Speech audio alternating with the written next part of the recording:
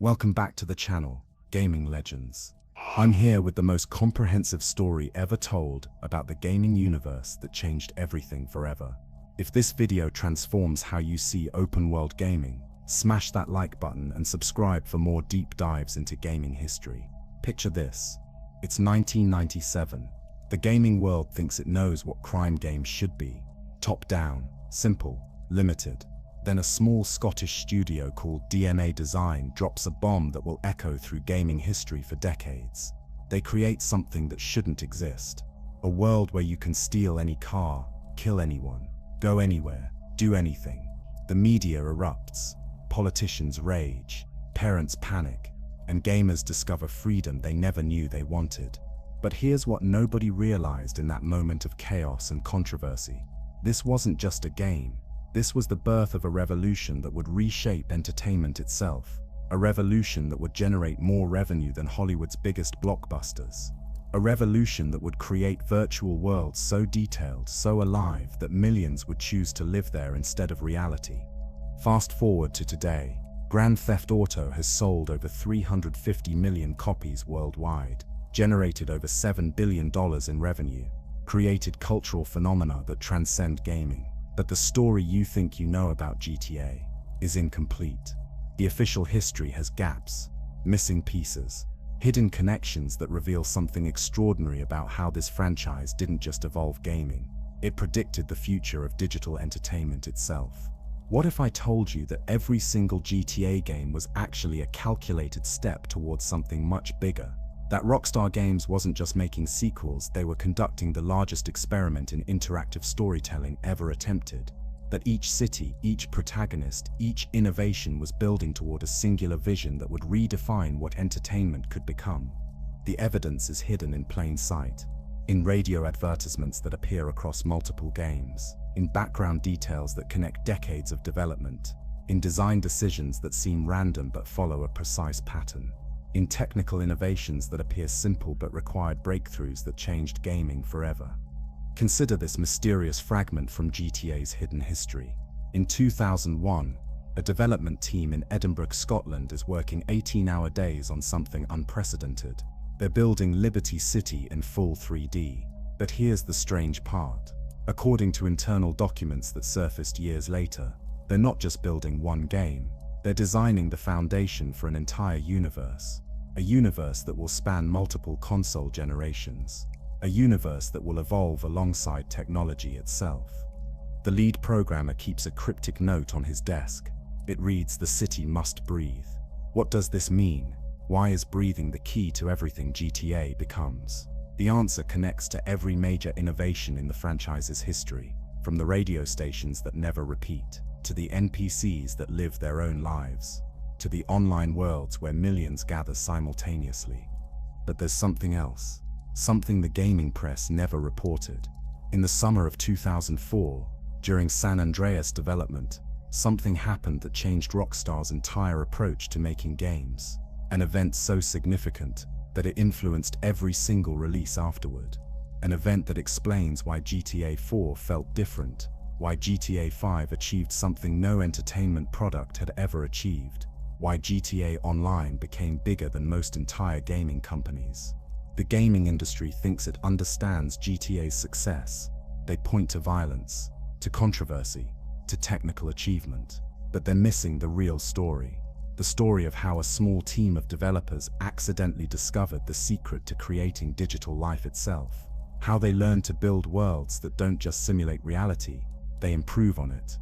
This is the story of how Grand Theft Auto evolved from arcade chaos to cinematic masterpiece. How it transformed from simple crime simulation to cultural phenomenon. How it grew from controversial experiment to the most successful entertainment franchise in history.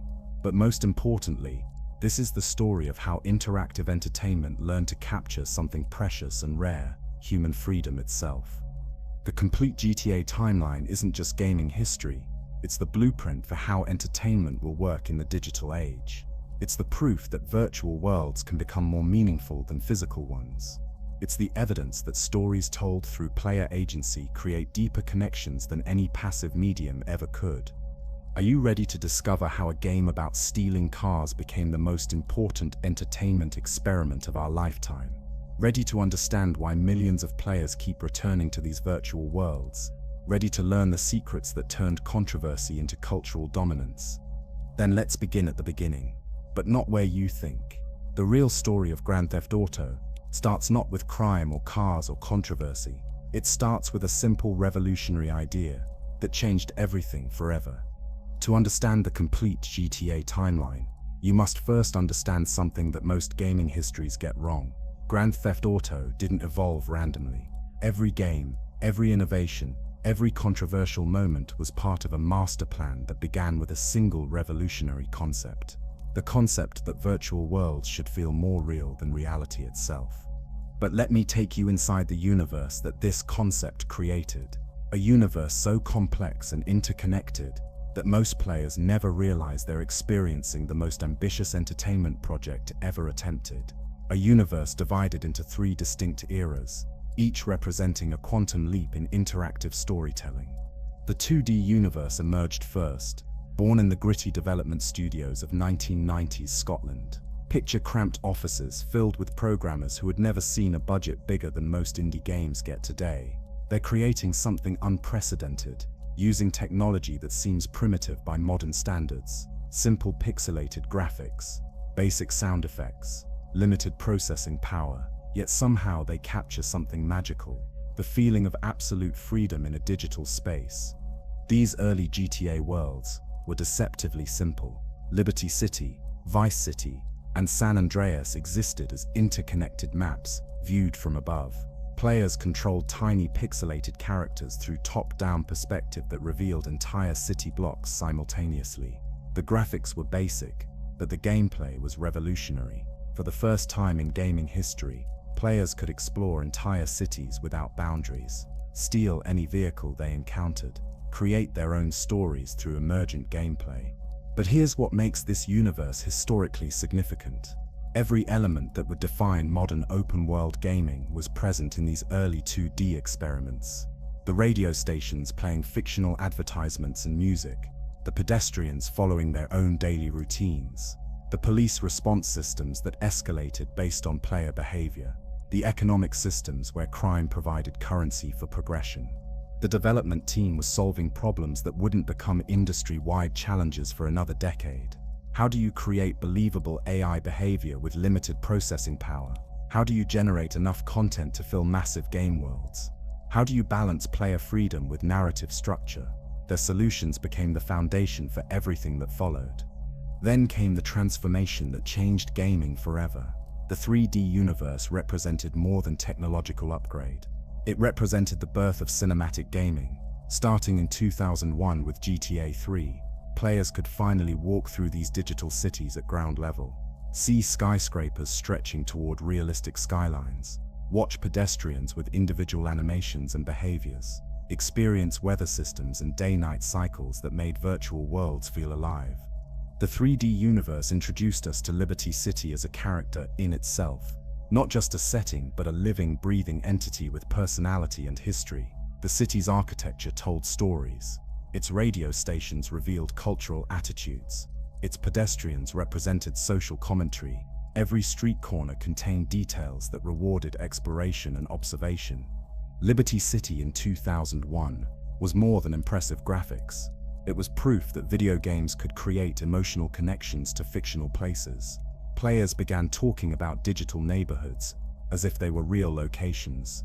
They developed favorite routes through the city, preferred radio stations, emotional attachments to fictional locations that felt as strong as memories of actual places. Vice City pushed this concept further by introducing historical authenticity. The 1980s setting wasn't just aesthetic choice, it was complete cultural immersion. Every song on the radio was period appropriate. Every building reflected authentic 1980s architecture. Every vehicle represented actual automotive design from the decade. The voice acting featured Hollywood talent delivering performances that rivaled contemporary films. Players weren't just playing a game set in the 1980s, they were time-traveling to an interactive version of that decade. A version more stylized and exciting than historical reality. but authentic enough to create genuine nostalgia for an era many players had never experienced firsthand. San Andreas expanded the formula into something unprecedented. 3 major cities connected by highways, countryside, and wilderness. Each location represented different cultural attitudes and gameplay styles. Los Santos captured gangster culture and urban decay. San Fierro reflected bohemian artistic communities. Las Venturas embodied excess and artificial glamour. The countryside offered peaceful exploration and small-town atmosphere. But the 3D universe's greatest achievement wasn't technical, it was cultural. These games proved that interactive entertainment could tackle serious social issues through satire and commentary. The radio stations became platforms for brilliant social criticism. The missions explored themes of corruption, inequality, and moral ambiguity. The characters represented complex psychological studies rather than simple archetypes. By 2006, the 3D universe had established Grand Theft Auto as more than gaming franchise. It had become a cultural phenomenon that influenced music, fashion, language, and social attitudes. The games were being analyzed in academic papers, referenced in mainstream media, copied by countless developers who understood the technical achievement, but missed the cultural significance. Then Rockstar Games made a decision that shocked the gaming industry. Instead of continuing the 3D universe's success, they started completely over. The HD universe represented total reinvention. New technology, new storytelling approaches, new level of realism that blurred the line between interactive entertainment and cinematic art.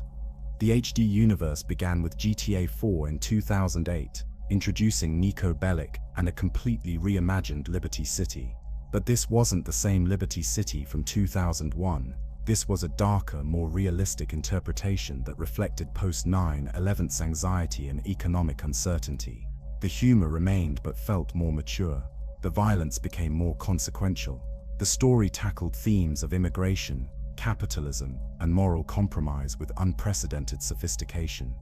The graphics reached photorealistic levels that made previous games look like cartoons. Character animations reflected subtle emotional states. Facial expressions conveyed complex psychological information. The physics systems made every interaction feel authentic and weighty. Players could feel the difference between driving different vehicle types. Notice how weather affected handling and visibility. Observe how lighting changed throughout realistic day-night cycles. But the HD universe's most significant innovation was emotional authenticity. Previous GTA protagonists were larger-than-life characters designed for power fantasy fulfillment. Niko Bellic felt like a real person with believable motivations, genuine relationships, and psychological complexity that evolved throughout the story. Players weren't just controlling a character, they were experiencing someone's actual life journey. This evolution from 2D simplicity through 3D spectacle to HD authenticity represents more than technological progress. It represents the maturation of interactive entertainment as artistic medium. Each universe built upon previous innovations, while introducing revolutionary concepts that pushed the boundaries of what games could accomplish. The 3 universes also reveal Rockstar's long-term vision. They weren't just making sequels, they were conducting experiments in digital world creation, testing different approaches to storytelling, character development, and player agency. Learning how to create virtual experiences that could compete with any form of entertainment for emotional engagement and cultural relevance. Understanding these 3 universes is crucial to appreciating GTA's complete timeline because each represents different philosophy of game design. The 2D universe prioritized player freedom and emergent gameplay. The 3D universe balanced freedom with cinematic storytelling. The HD universe achieves synthesis between interactive agency and narrative sophistication. But here's the mysterious element that connects all 3 universes. Throughout each era, Rockstar was secretly developing techniques that wouldn't be fully revealed until much later. Techniques for creating artificial intelligence that could simulate human behavior, methods for generating massive amounts of interactive content, systems for connecting millions of players in persistent virtual worlds. These techniques were hidden in plain sight, present in every game but not fully utilized until the technology caught up with the vision. The complete GTA timeline reveals how each game was actually a stepping stone towards something much more ambitious. something that would transform entertainment itself into something entirely new. The question that drives everything that follows is simple but profound. How did a controversial arcade game about stealing cars evolve into the most sophisticated interactive entertainment ever created? The answer begins with understanding that from the very first pixel, Grand Theft Auto was never really about crime at all. It was about freedom, and the price of freedom in digital worlds turned out to be more complex and significant than anyone could have possibly imagined. Understanding why the GTA timeline matters requires stepping back from individual games and seeing the larger pattern that most gaming historians miss completely. This isn't just the story of a successful franchise. This is the blueprint for how interactive entertainment learned to capture something that had never been bottled before, the essence of human curiosity itself. Think about what gaming was like before Grand Theft Auto existed. Players moved through predetermined paths. They solved puzzles with single correct solutions. They experienced stories that unfolded identically for every person who played them. The medium was impressive technically but limited philosophically. Games could challenge reflexes and problem-solving skills, but they couldn't satisfy the deeper human need for genuine exploration and discovery. The revelation that would change everything emerged from an unlikely source. David Jones and the team at DMA Design weren't trying to revolutionize entertainment when they started working on Race and Chase in 1995. They were attempting to create a simple cops and robbers driving game where players would complete missions while avoiding police pursuit. Standard arcade fare with modest commercial expectations. But during development, something unexpected happened that would echo through gaming history for decades. A programming glitch caused the police AI to behave with extreme aggression, ramming into the player's vehicle with relentless fury. Instead of fixing this bug immediately, the development team paused and realized they had stumbled onto something extraordinary. The glitch made the game feel more exciting, more unpredictable, more alive than any driving game they had ever experienced. This moment represents the birth of emergent gameplay in its purest form. The developers recognized that unplanned interactions between game systems could create experiences more engaging than carefully scripted events. They began designing around this principle, encouraging unpredictable behavior rather than controlling it. Players would create their own stories through the chaos that emerged from multiple complex systems interacting simultaneously. The decision to embrace chaos over control required a fundamental shift in game design philosophy. Traditional games were constructed like movies or books, with authors maintaining strict narrative control over player experiences. DMA Design was proposing something radically different. They would create digital playgrounds where players became the authors of their own entertainment. This philosophical breakthrough explains why Grand Theft Auto felt different from every other game when it launched in 1997. Players weren't just completing predetermined challenges, they were experimenting with cause and effect in a responsive digital environment. Every action generated reactions that cascaded through interconnected systems in unpredictable ways. Steal a car, and pedestrians scatter in realistic panic. Ram a police vehicle, and backup arrives with escalating intensity. Speed through red lights, and traffic accidents create secondary chaos that affects the entire simulation. The gaming press initially focused on the controversial elements, the violence and criminal themes that generated media attention and political scrutiny. But the real revolution was happening at a deeper level. GTA was proving that interactive entertainment could simulate complex social dynamics, that digital worlds could feel as unpredictable and responsive as real environments, that players could develop emotional connections to virtual spaces that felt genuine rather than artificial. The commercial success surprised everyone, including Rockstar Games, who had acquired DMA Design and inherited this strange experimental project. The original Grand Theft Auto sold over 1 million copies worldwide, impressive numbers for a game with minimal marketing budget and maximum controversy. But the sales figures only told part of the story. Players were spending hundreds of hours in these digital cities, long after completing every official mission.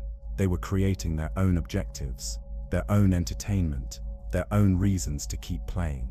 This behavioral pattern revealed something profound about human psychology and digital interaction.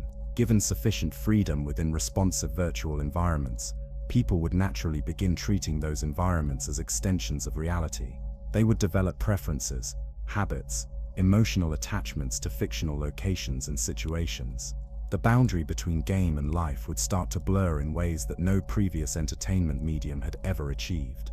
The development team began receiving letters and emails from players describing their virtual adventures with the same enthusiasm they might reserve for real-world experiences. Players were forming genuine memories around digital events. They were developing fictional personas and relationships within the game world. Some were spending more time in Liberty City, Vice City, and San Andreas than they spent in their actual neighborhoods. These player responses confirmed that DMA Design had accidentally discovered something unprecedented. They had learned how to create virtual environments that satisfied fundamental human needs for exploration, experimentation, and creative expression. The games weren't just entertaining players. They were providing psychological experiences that traditional entertainment couldn't offer. The implications extended far beyond gaming. If interactive digital environments could create meaningful experiences that rivaled or surpassed passive entertainment, then the entire entertainment industry was about to undergo radical transformation. Movies and television would need to adapt or risk obsolescence. Music and literature would need to evolve to remain culturally relevant. The future belonged to media that allowed audiences to participate actively rather than consume passively. Rockstar Games recognized they were sitting on something far more valuable than a successful video game franchise. They had discovered a new form of human expression that could potentially replace traditional entertainment entirely. But capitalizing on this discovery would require technical innovations that pushed far beyond what 1990s technology could deliver. The challenge was immense. Creating truly responsive virtual worlds required processing power that wouldn't exist for years. Simulating convincing human behavior demanded artificial intelligence research that was still in its infancy. Generating enough interactive content to sustain long-term engagement meant developing production techniques that the gaming industry had never attempted. But the vision was crystal clear. Interactive entertainment could become more compelling than any passive medium by offering something no movie, book, or song could provide. The opportunity to live alternate lives in worlds limited only by imagination and technical capability. The chance to explore consequences without real-world risks. The freedom to experiment with identity and behavior in safe virtual spaces. This vision would guide every subsequent GTA development decision. Each game would push technical boundaries while exploring new aspects of virtual world simulation. Each innovation would test different approaches to balancing player freedom with engaging content. Each release would experiment with expanding the scope and sophistication of digital life simulation. The original Grand Theft Auto had proven the concept worked. Players wanted virtual worlds that responded to their choices with realistic consequences. They craved environments complex enough to support extended exploration and experimentation. They desired freedom to create their own entertainment within responsive digital systems. Now the question became how far this concept could be pushed. How realistic could virtual worlds become? How complex could the simulations grow? How deeply could players become invested in digital experiences? The answers would unfold over the next 2 decades as technology advanced and creative ambitions expanded. But everything that followed, every technical breakthrough and creative innovation, every cultural controversy and commercial triumph, traced back to that original philosophical revelation. Interactive entertainment could satisfy human needs in ways that passive media never could. The key was creating virtual worlds sophisticated enough to feel genuinely alive.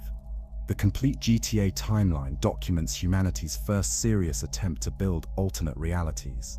Not just games or simulations, but functioning digital societies where people could live meaningful virtual lives.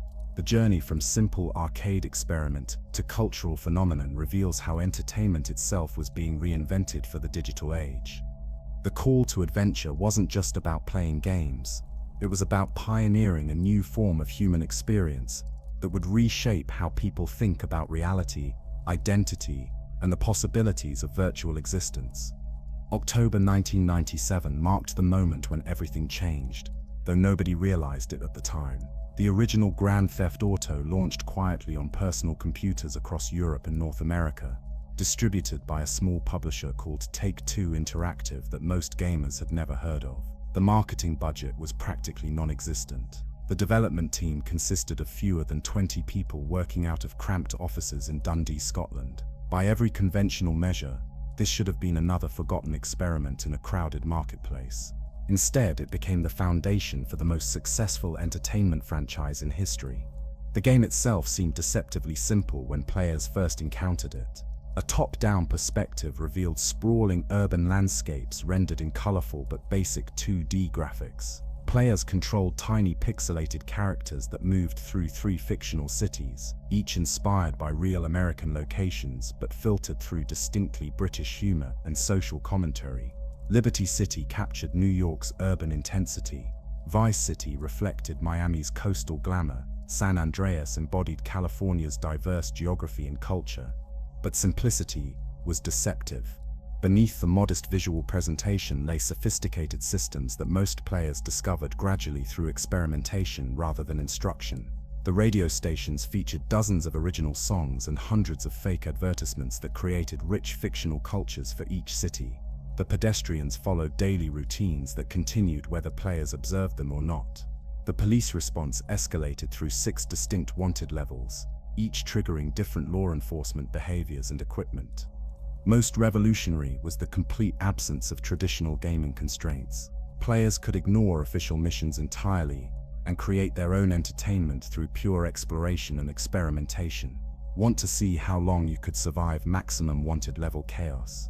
The game accommodated that desire, curious about exploring every neighborhood and discovering hidden details. The world rewarded careful observation with Easter eggs and secrets, interested in testing the boundaries of the game's systems through creative destruction. The simulation responded with realistic consequences and emergent complexity. This freedom felt genuinely unprecedented to players accustomed to linear gaming experiences.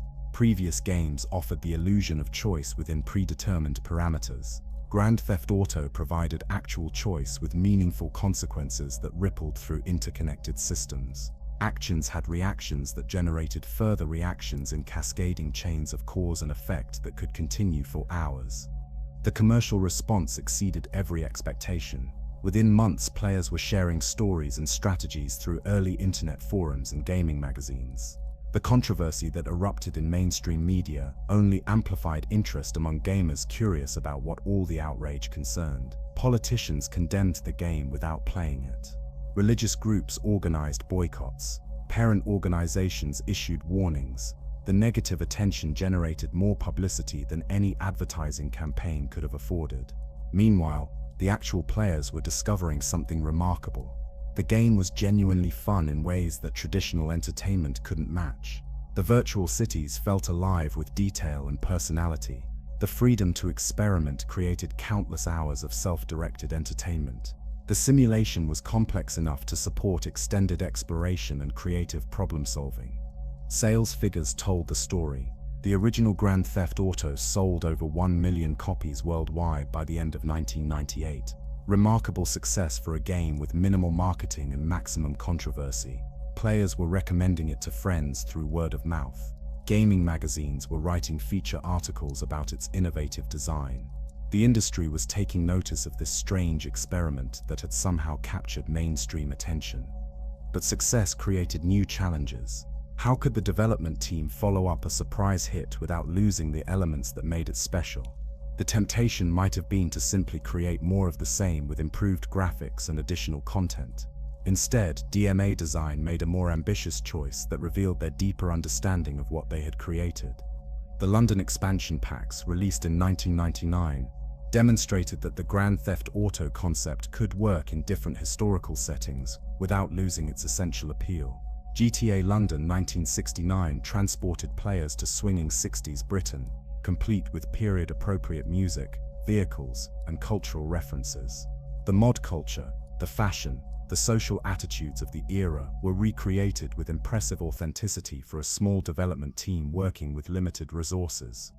More importantly, the London expansion proved that Grand Theft Auto wasn't dependent on modern American settings for its appeal. The core elements that made the original game compelling, the freedom and emergent gameplay and responsive world simulation, could translate to any time period or cultural context. This realization would influence every subsequent entry in the franchise, encouraging the developers to experiment with different historical periods and geographical locations. The success of both the original game and its expansions confirmed that DMA Design had stumbled onto something with enormous commercial and cultural potential. Players weren't just buying these games once and moving on to other entertainment.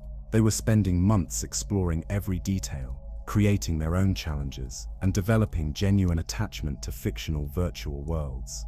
The behavioral patterns emerging from player communities suggested that interactive entertainment could satisfy psychological needs that passive media couldn't address. People were using the games as creative outlets, social spaces and platforms for personal expression. They were forming identities around their virtual activities and developing preferences that carried over into real-world conversations and relationships.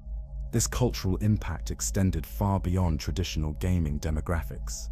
The controversy that surrounded Grand Theft Auto brought it to the attention of people who normally ignored video games entirely. Some became players themselves after investigating what all the outrage concerned. Others remained critics but couldn't ignore the phenomenon that was clearly resonating with millions of people worldwide. The gaming industry was watching with intense interest. Other developers began experimenting with open-world design principles and emergent gameplay systems. Publishers started investing in projects that promised similar freedom and player agency. The success of Grand Theft Auto was inspiring a whole new category of interactive entertainment that prioritized exploration and experimentation over predetermined narrative experiences. Yet something deeper was happening that wouldn't become clear until years later. The original Grand Theft Auto and its London expansions were establishing the foundation for what would eventually become the most sophisticated form of digital world simulation ever attempted. Every system, every design decision, every innovative feature was being tested and refined for future applications that would push far beyond what 1990s technology could support. The radio stations were experiments in dynamic audio content that would eventually support hundreds of hours of original programming. The pedestrian AI was early research into behavioral simulation that would eventually create convincing virtual societies. The wanted level system was prototype law enforcement modeling that would eventually rival the complexity of real-world police procedures. Even the controversy was serving a larger purpose. By generating passionate reactions from critics and supporters alike, Grand Theft Auto was establishing cultural relevance that would protect it from future moral panics, while building a dedicated audience willing to defend interactive entertainment as legitimate artistic expression. The foundation was solid, the concept was proven, the audience was growing, the technology was advancing rapidly toward capabilities that would support much more ambitious virtual world simulation. Everything was in place for the next phase of the revolution, though few people understood just how dramatic that transformation would be. The 2D era had established that interactive entertainment could offer experiences unavailable through any other medium. Now the question became how far those experiences could evolve. October 22nd, 2001, represents one of the most significant dates in entertainment history, though its importance only became clear in retrospect. Grand Theft Auto 3 launched on PlayStation 2 that morning, and by evening, the entire gaming industry understood that everything had changed forever. Not just improved or evolved, but fundamentally transformed in ways that would reshape interactive entertainment for decades to come. The transformation wasn't immediately obvious to casual observers. Marketing materials showed a crime game set in a fictional city, similar in theme to its 2D predecessors. Players controlled a criminal protagonist through various missions involving theft, violence, and illegal activities. The controversy that had surrounded previous games continued, ensuring media attention and parental concern. On the surface, Grand Theft Auto 3 appeared to be simply an updated version of a familiar formula. But stepping into Liberty City, in full 3D, revealed the magnitude of what Rockstar Games had accomplished during 4 years of intensive development. The camera positioned behind the player character created intimate connection to the virtual world that top-down perspective could never achieve. Walking through Chinatown at street level, players could see individual neon signs, observe pedestrians going about their daily routines, hear conversations and ambient sounds that brought fictional neighborhoods to life with unprecedented authenticity. The technical achievement was staggering for 2001 hardware. Liberty City contained over 100 unique vehicles, each with distinct handling characteristics and visual details.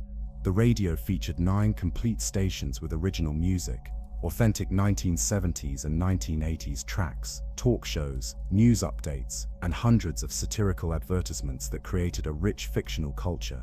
Weather systems affected visibility and vehicle handling. Day and night cycles changed the entire mood and appearance of the city.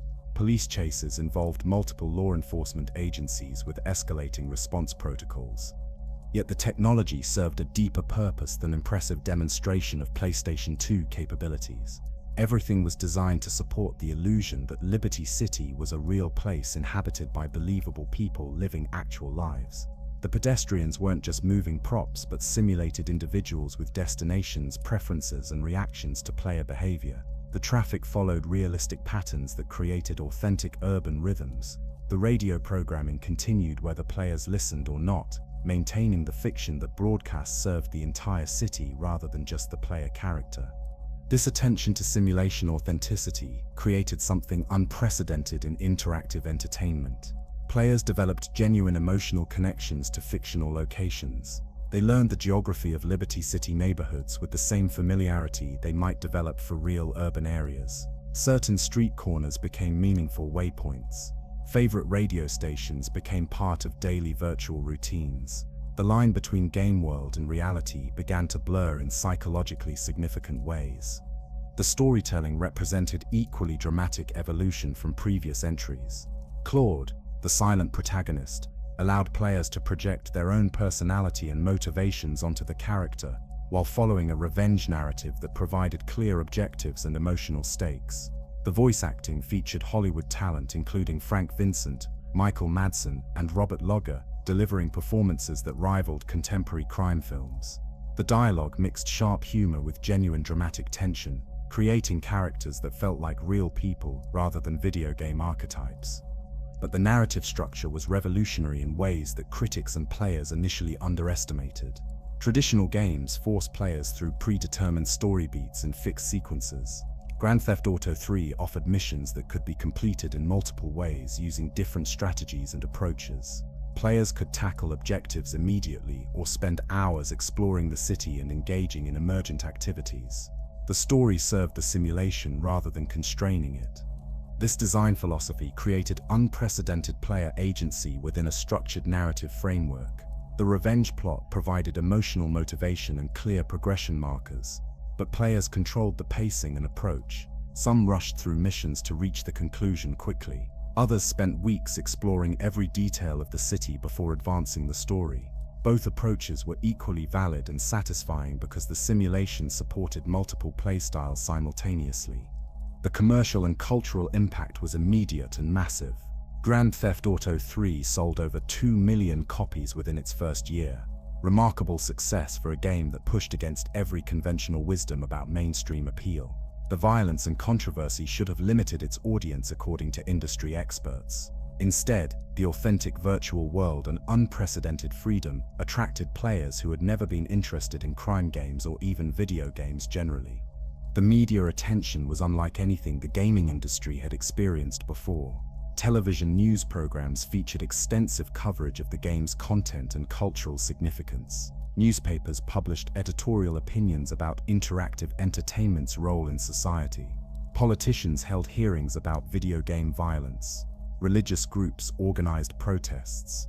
The controversy generated far more publicity than any advertising campaign could have achieved. Yet the most significant impact was on the gaming industry itself. Within months, other developers were announcing open-world projects inspired by Grand Theft Auto 3's success. Publishers began investing hundreds of millions of dollars in games that promised similar freedom and scope. The entire medium was reorienting around the principles that Rockstar Games had proven commercially viable. The technical innovations influenced everything that followed. The seamless streaming technology that allowed players to drive across the entire city without loading screens became standard for open-world games. The radio system inspired dynamic audio design in countless subsequent titles. The wanted level progression influenced law enforcement mechanics across multiple genres. Every major innovation was studied, copied, and refined by competing developers. But copying the features missed the deeper lesson that Grand Theft Auto 3 taught about interactive entertainment design. The individual elements weren't revolutionary by themselves. Radio stations existed in previous games. 3D cities had been attempted before. Vehicle simulation was common in racing games. The breakthrough was integration of all these systems into a coherent virtual world that felt genuinely alive and responsive. This holistic approach to game design became the template for open-world development going forward. Success required not just impressive individual features but seamless integration of multiple complex systems supporting the illusion of authentic virtual life. Players needed to believe they were inhabiting real places rather than just navigating through elaborate game levels. The psychological impact on players was equally significant.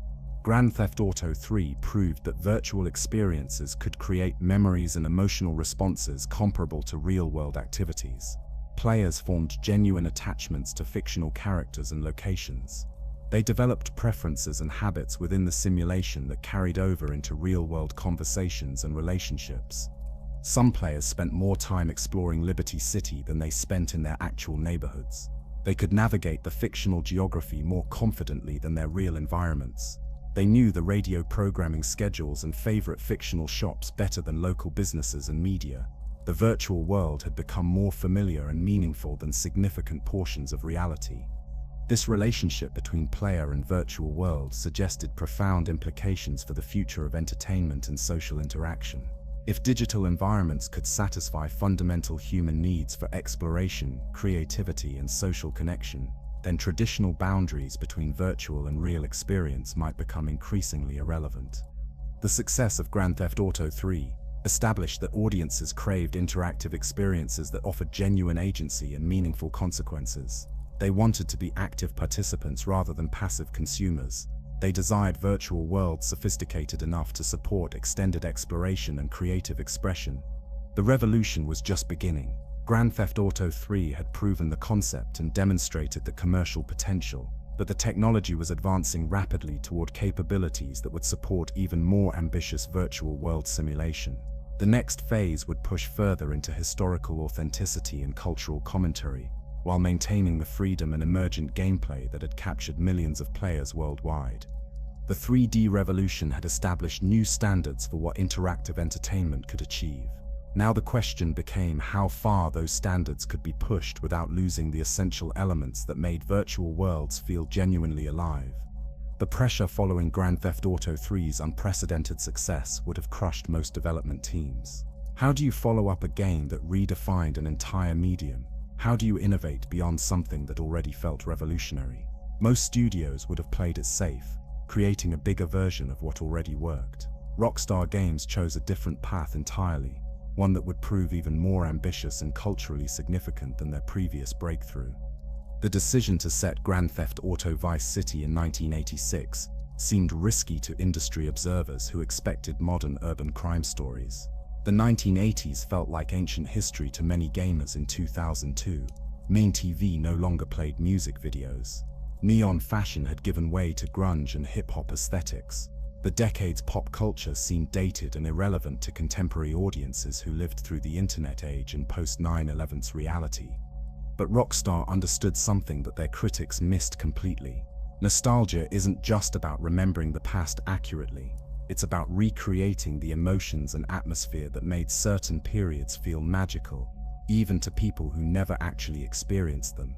The 1980s represented optimism, excess, and possibility in ways that resonated with universal human desires for freedom and self-expression.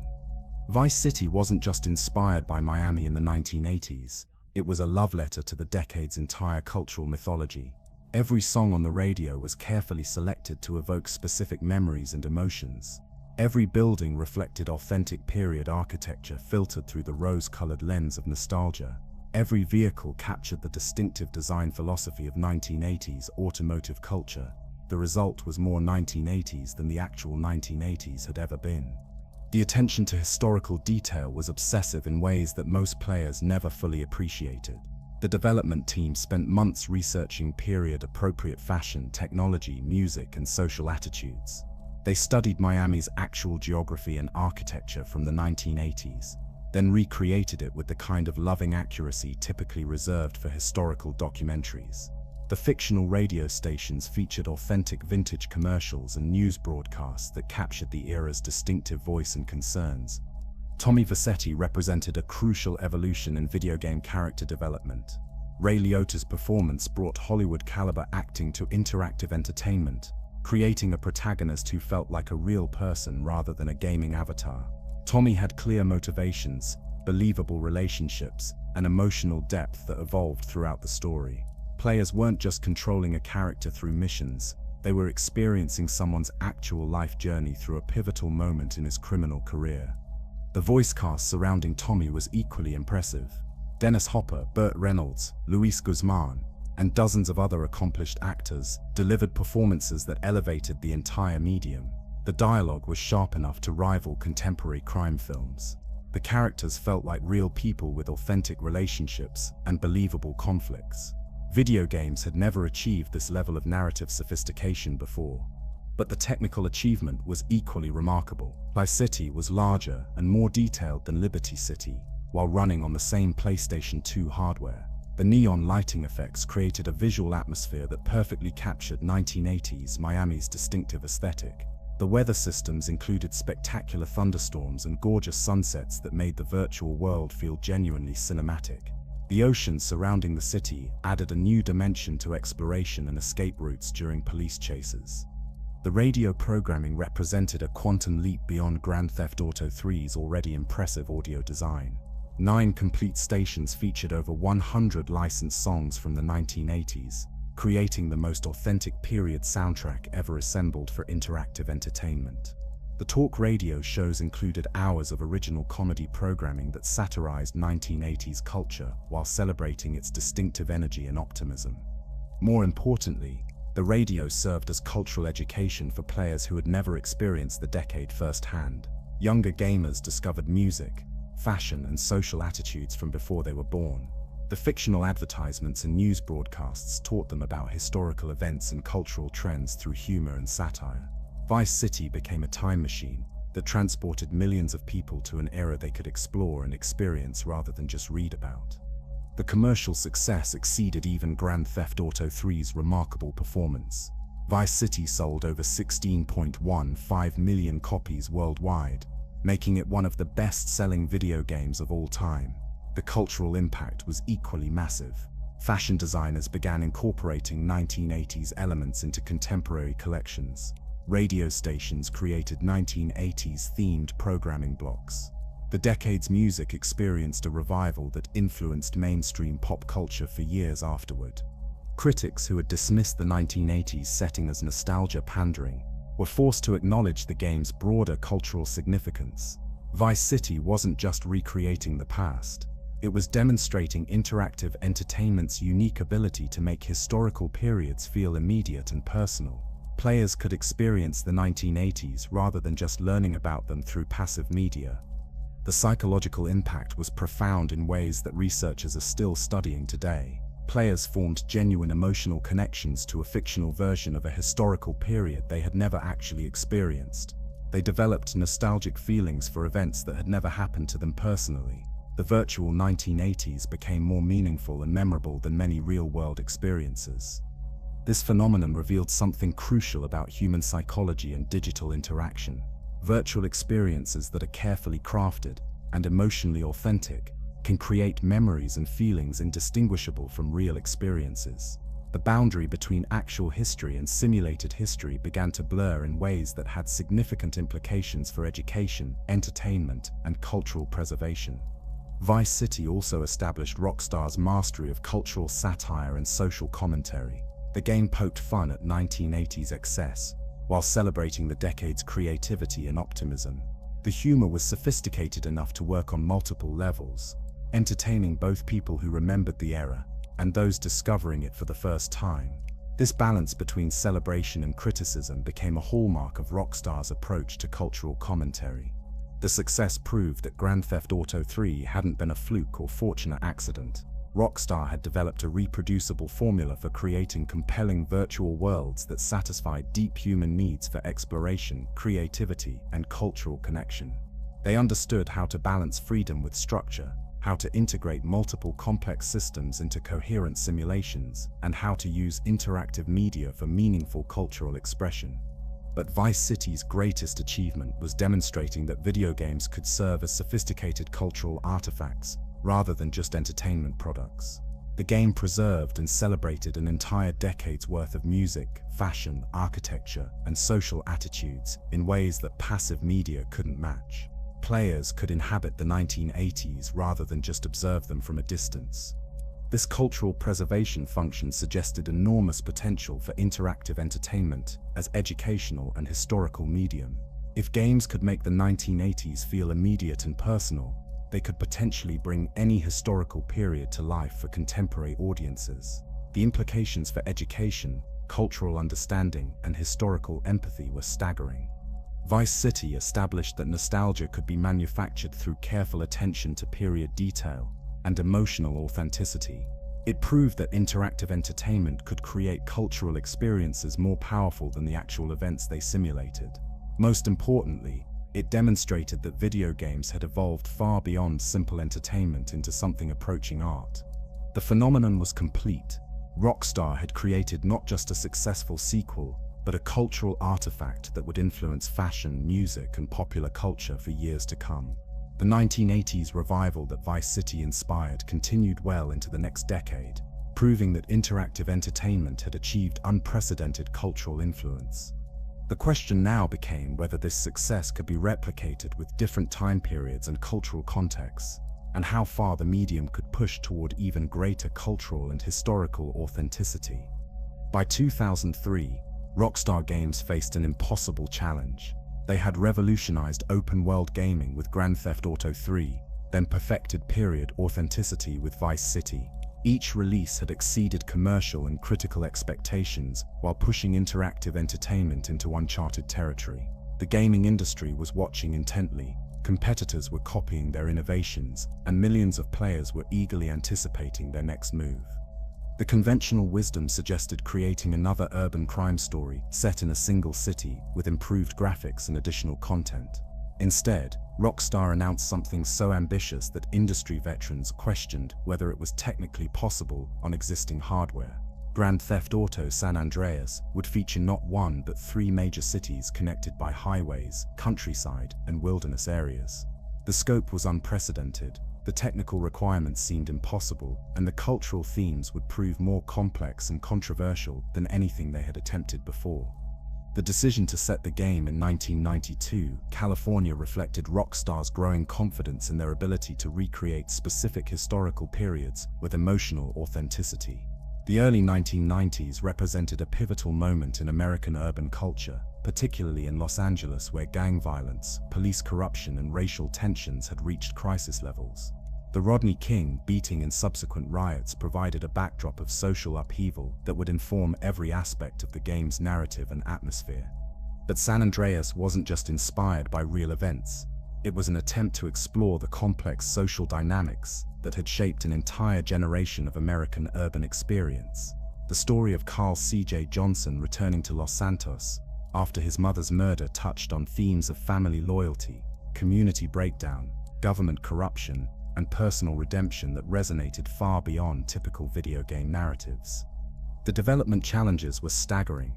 Creating 3 distinct cities, each with unique architecture, culture, and geography, required technical innovations that pushed PlayStation 2 hardware beyond its theoretical limits. Los Santos captured the sprawling diversity of Los Angeles, from affluent Vinewood Hills to gang-controlled neighborhoods in East Los Santos. San Fierro reflected San Francisco's distinctive topography and bohemian culture. Las Venturas embodied the artificial glamour and criminal underworld of Las Vegas. Between these urban centers lay hundreds of square miles of countryside, small towns, forests, deserts, and mountains that created the most expansive virtual world ever attempted in interactive entertainment. Players could drive for hours through realistic American landscapes, stopping in rural communities with their own distinct personalities and local cultures. The scope was so massive that many players spent weeks exploring before completing the main story missions. The technical achievement was remarkable, but the cultural authenticity was even more impressive. The radio stations featured over 150 licensed songs from the early 1990s, creating the most comprehensive period soundtrack ever assembled for a video game. The music ranged from gangster rap and alternative rock to country and classic soul, reflecting the diverse musical landscape of the era. Each radio station had its own distinct personality and audience, just like real radio programming. The voice acting represented another quantum leap in interactive entertainment sophistication. Samuel L. Jackson, James Woods, Peter Fonda, and dozens of other accomplished actors delivered performances that brought complex characters to life with unprecedented authenticity. The dialogue captured period-appropriate slang and cultural attitudes while addressing serious social issues through both drama and comedy. CJ himself represented the most complex protagonist in video game history up to that point. His relationships with family members, childhood friends, and romantic interests evolved throughout the story based on player choices and actions. The character customization options allowed players to shape CJ's appearance and abilities, creating a deeper sense of personal investment in his journey and development. The gameplay innovations were equally significant. San Andreas introduced RPG elements that had never been attempted in open-world crime games. CJ could develop different skill sets through practice and training. His physical fitness, driving abilities, and weapon proficiency improved based on player activities. Relationships with girlfriends required ongoing attention and appropriate behavior. The gang warfare system allowed players to expand Grove Street family's territory through strategic combat and recruitment. These RPG elements created unprecedented depth and replay value. Different players could develop CJ in completely different directions, creating unique versions of the character that reflected their preferred playstyles and narrative choices. Some focused on physical fitness and combat skills. Others emphasized driving and pilot abilities. The game accommodated multiple approaches while maintaining narrative coherence. The cultural impact was immediate and massive, but also controversial in ways that exceeded previous Grand Theft Auto games. The gang themes and racial dynamics generated intense media scrutiny and political criticism. Some critics accused the game of glorifying gang violence and perpetuating negative stereotypes about urban communities. Others praised it for addressing serious social issues that mainstream entertainment typically avoided. The controversy obscured the game's more sophisticated cultural commentary. San Andreas offered a complex critique of American social inequality, government corruption, and media manipulation.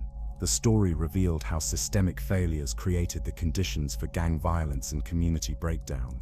The satire targeted racist attitudes, political hypocrisy, and economic exploitation with sharp intelligence and emotional depth.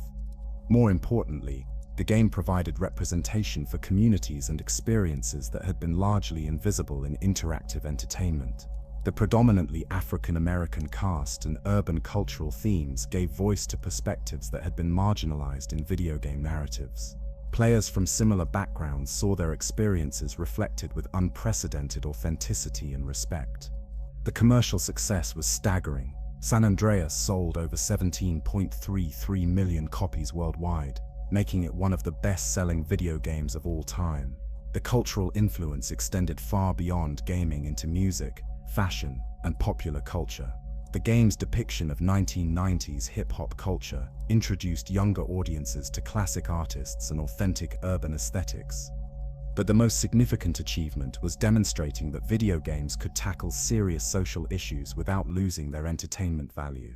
San Andreas proved that interactive media could explore complex themes like racism, corruption, and social inequality while remaining commercially viable and culturally relevant. The medium had matured beyond simple escapism into something approaching social commentary and cultural criticism. The technical innovations influenced every subsequent open-world game. The streaming technology that allowed seamless travel between massive environments became standard for the genre. The RPG progression systems inspired countless games across multiple categories. The attention to period detail and cultural authenticity established new standards for historical recreation in interactive entertainment.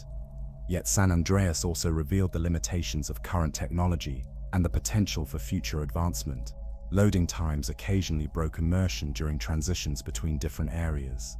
The graphics, while impressive for 2004, couldn't quite achieve the photorealistic detail that would be necessary for complete believability. The AI systems, though sophisticated, occasionally behaved in ways that reminded players they were interacting with programmed responses rather than genuine intelligence. These limitations suggested that much greater achievements were possible as technology continued advancing. If San Andreas could create such compelling virtual worlds with 2004 hardware, what would be possible with the next generation of gaming technology? The implications were staggering for developers willing to push creative and technical boundaries simultaneously. The foundation was established. Rockstar had proven they could create virtual worlds large enough and detailed enough to support extended exploration, while addressing serious cultural themes through sophisticated narrative and character development. They had demonstrated that audiences craved experiences that combined entertainment with meaningful social commentary.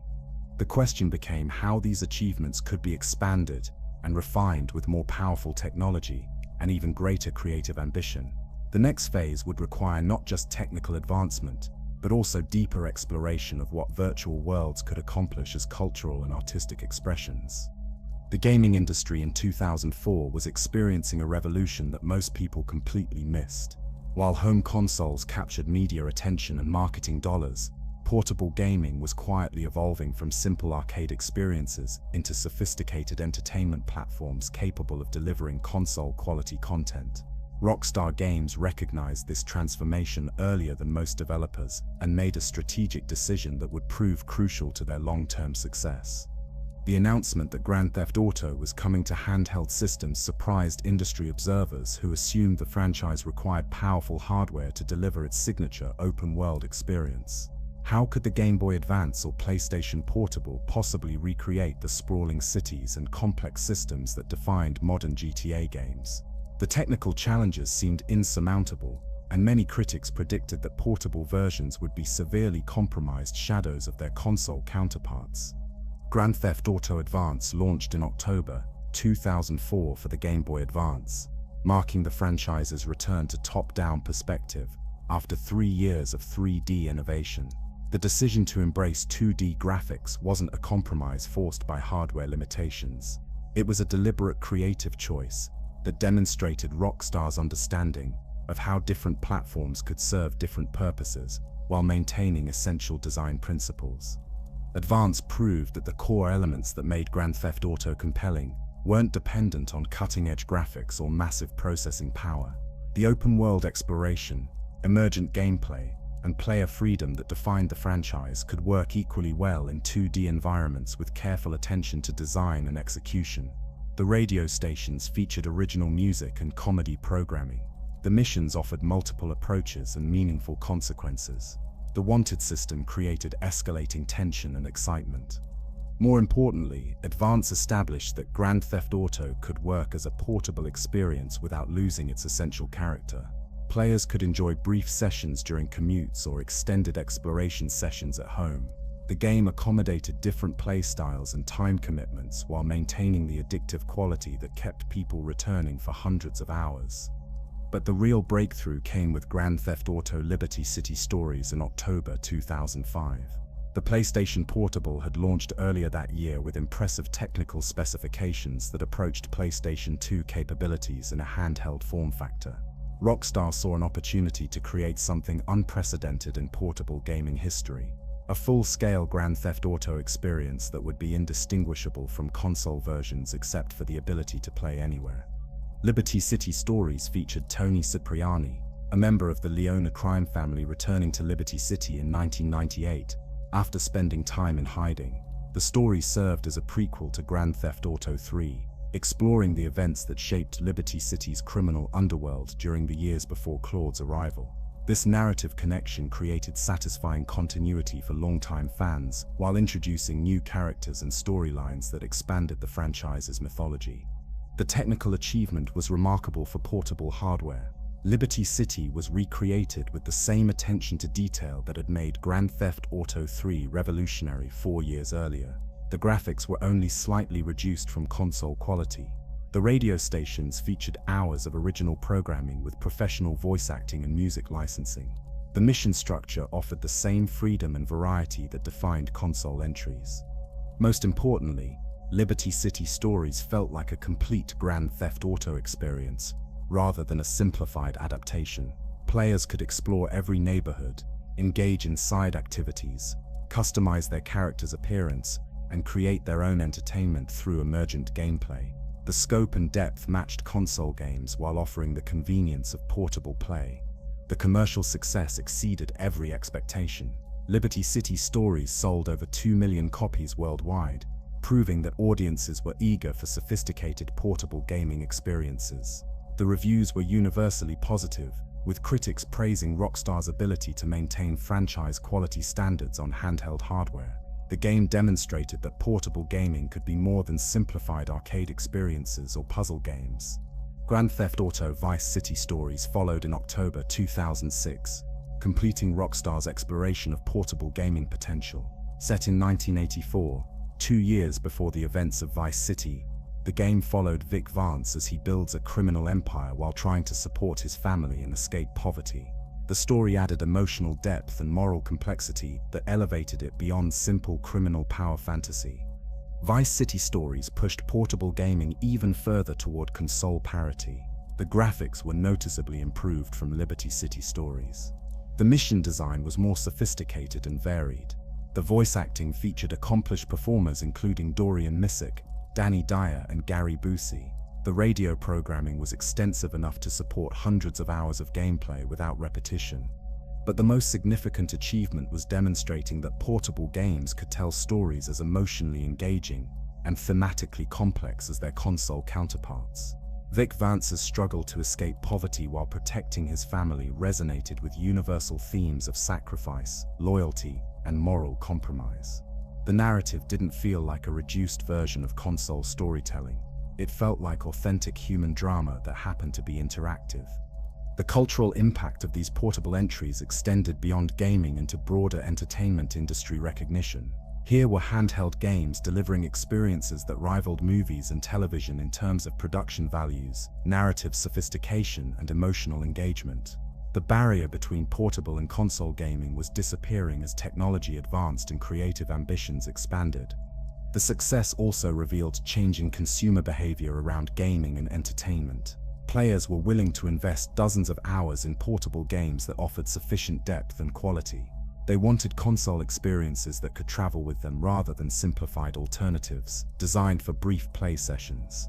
The traditional boundaries between different gaming platforms were becoming increasingly irrelevant. These portable entries served another crucial function in Rockstar's overall strategy. They allowed the development team to experiment with new narrative approaches and technical innovations without the massive budget and public scrutiny that accompanied major console releases. The prequel format enabled exploration of franchise mythology and character backstories that informed future console games. The technological lessons learned during portable development influenced subsequent console projects in subtle but important ways. The optimization techniques required for handheld hardware led to more efficient programming practices. The streamlined interface design improved accessibility across all platforms. The focus on essential gameplay elements helped identify which features truly mattered for player satisfaction. Perhaps most importantly, the portable games established Grand Theft Auto as a platform-agnostic franchise that could deliver quality experiences regardless of hardware limitations. This flexibility would prove crucial as the gaming industry moved toward multiple platforms, digital distribution, and cloud gaming technologies that made traditional hardware distinctions increasingly meaningless. The success of Liberty City Stories and Vice City Stories also validated Rockstar's long-term approach to franchise development. Rather than simply porting existing games to new platforms, they created original content that expanded the overall narrative universe while showcasing unique capabilities of different hardware. Each game served the larger franchise goals while standing alone as complete entertainment experiences. By 2006, Grand Theft Auto had successfully conquered every major gaming platform available. Home consoles, portable systems, and personal computers all featured franchise entries that maintained consistent quality standards while adapting to different technical capabilities and player expectations. The brand had achieved unprecedented reach across the entire gaming audience. The stage was set for the next major evolution. Console technology was advancing toward high-definition graphics and online connectivity that would enable even more ambitious virtual world creation. The lessons learned during portable development had refined Rockstar's understanding of what made their games compelling across different platforms and player demographics. The portable revolution had proven that Grand Theft Auto's appeal wasn't limited by hardware capabilities or play contexts. The core elements that made the franchise special could work anywhere, anytime, for any audience willing to engage with sophisticated interactive entertainment. This universality would prove crucial as the medium prepared for its next major transformation into the high-definition era. The year 2008 arrived with seismic shifts reshaping both the real-world and virtual entertainment landscapes. Financial markets were collapsing, American optimism was fracturing under economic uncertainty, and the gaming industry was grappling with new high-definition console technology that promised unprecedented visual fidelity. Into this turbulent moment stepped Rockstar Games with an announcement that shocked the industry and confused longtime fans. Grand Theft Auto 4 would not continue the stories, characters, or even the universe established by previous games. Instead, Rockstar was starting completely over with new technology, new creative philosophies, and new approaches to interactive storytelling that would fundamentally reimagine what the franchise could accomplish. The decision seemed commercially insane. Why abandon the successful formula that had generated billions in revenue and cultural influence?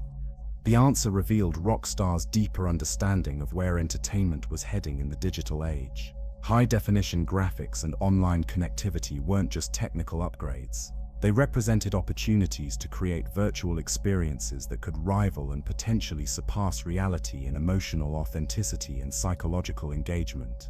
But achieving this required abandoning arcade sensibilities in favor of simulation realism that would challenge players in entirely new ways. Niko Bellic emerged as the most complex protagonist in video game history, a war veteran from Eastern Europe seeking the American dream, while haunted by trauma and moral compromises that felt genuinely human rather than archetypal. Michael Hollick's performance brought psychological depth and emotional vulnerability that elevated interactive entertainment into serious dramatic territory. Players weren't controlling a power fantasy character. They were experiencing someone's actual struggle with identity, belonging, and redemption. The Liberty City of 2008 bore little resemblance to its 2001 predecessor beyond basic geography. This was a darker, more realistic interpretation that reflected post-September 11th anxiety and economic inequality with unflinching honesty. The humor remained sharp but felt more mature and observational. The satire targeted contemporary issues like surveillance culture, media manipulation, and social media narcissism with intelligence that demanded active engagement from players.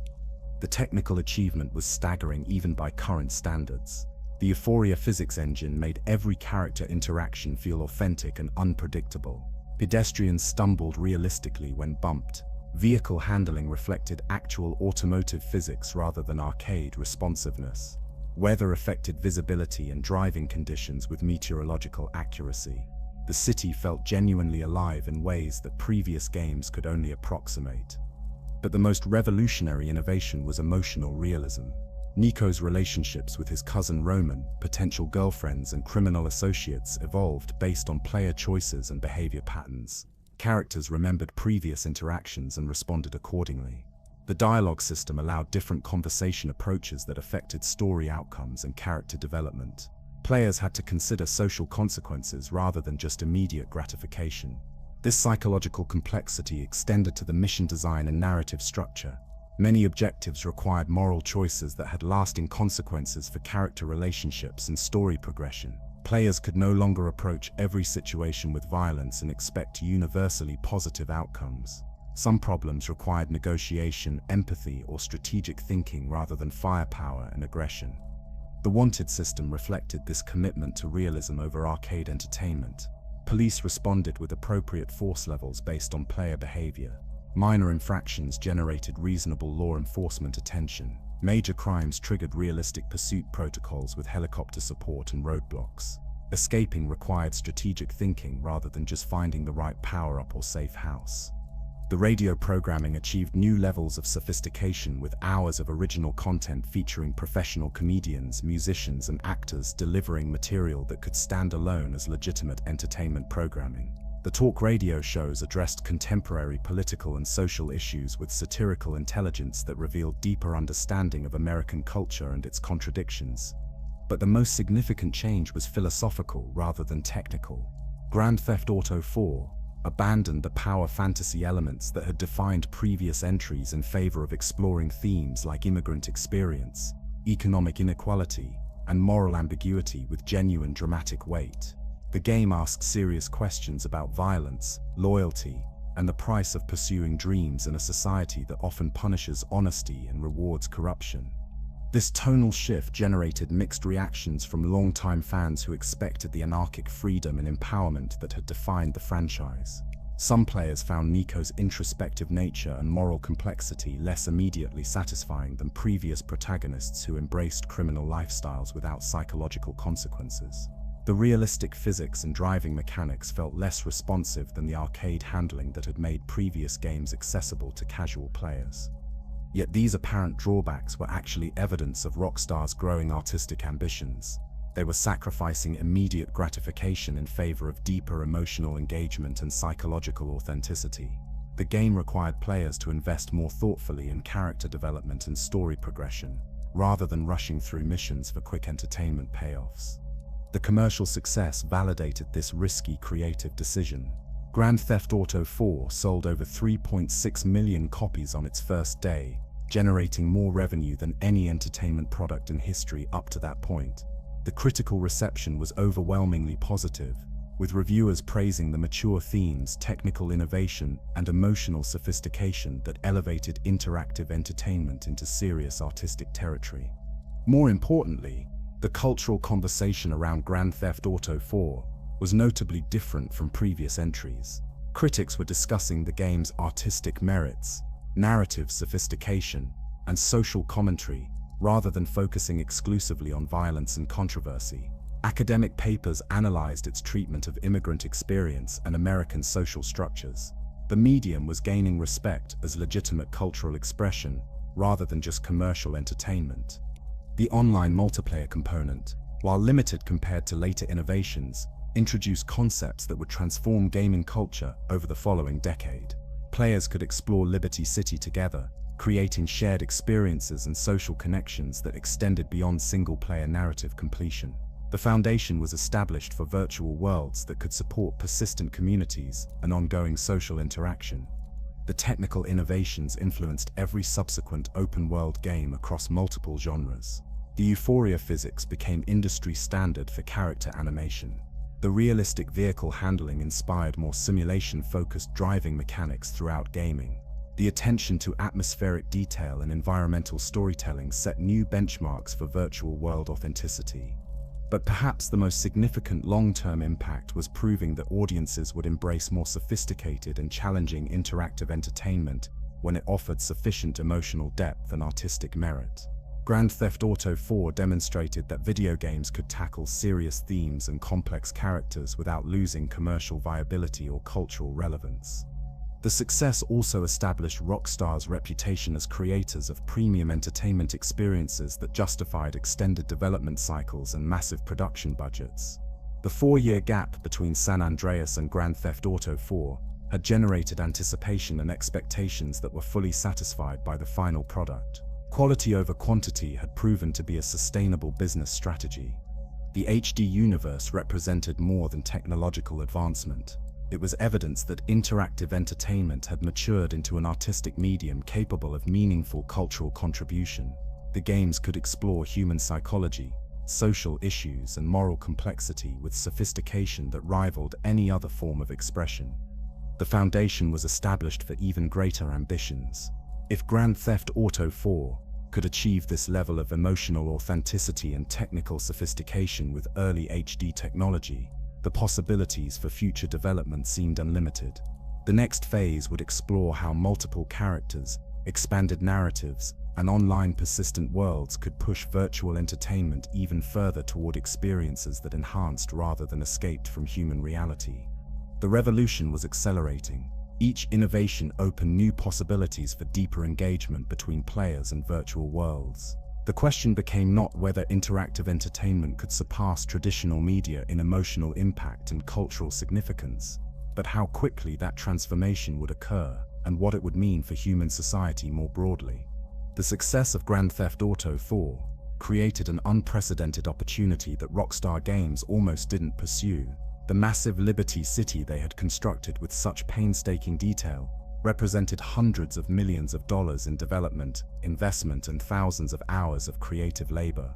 Most studios would have moved immediately to their next major project, leaving this virtual world behind as players gradually migrated to newer entertainment options.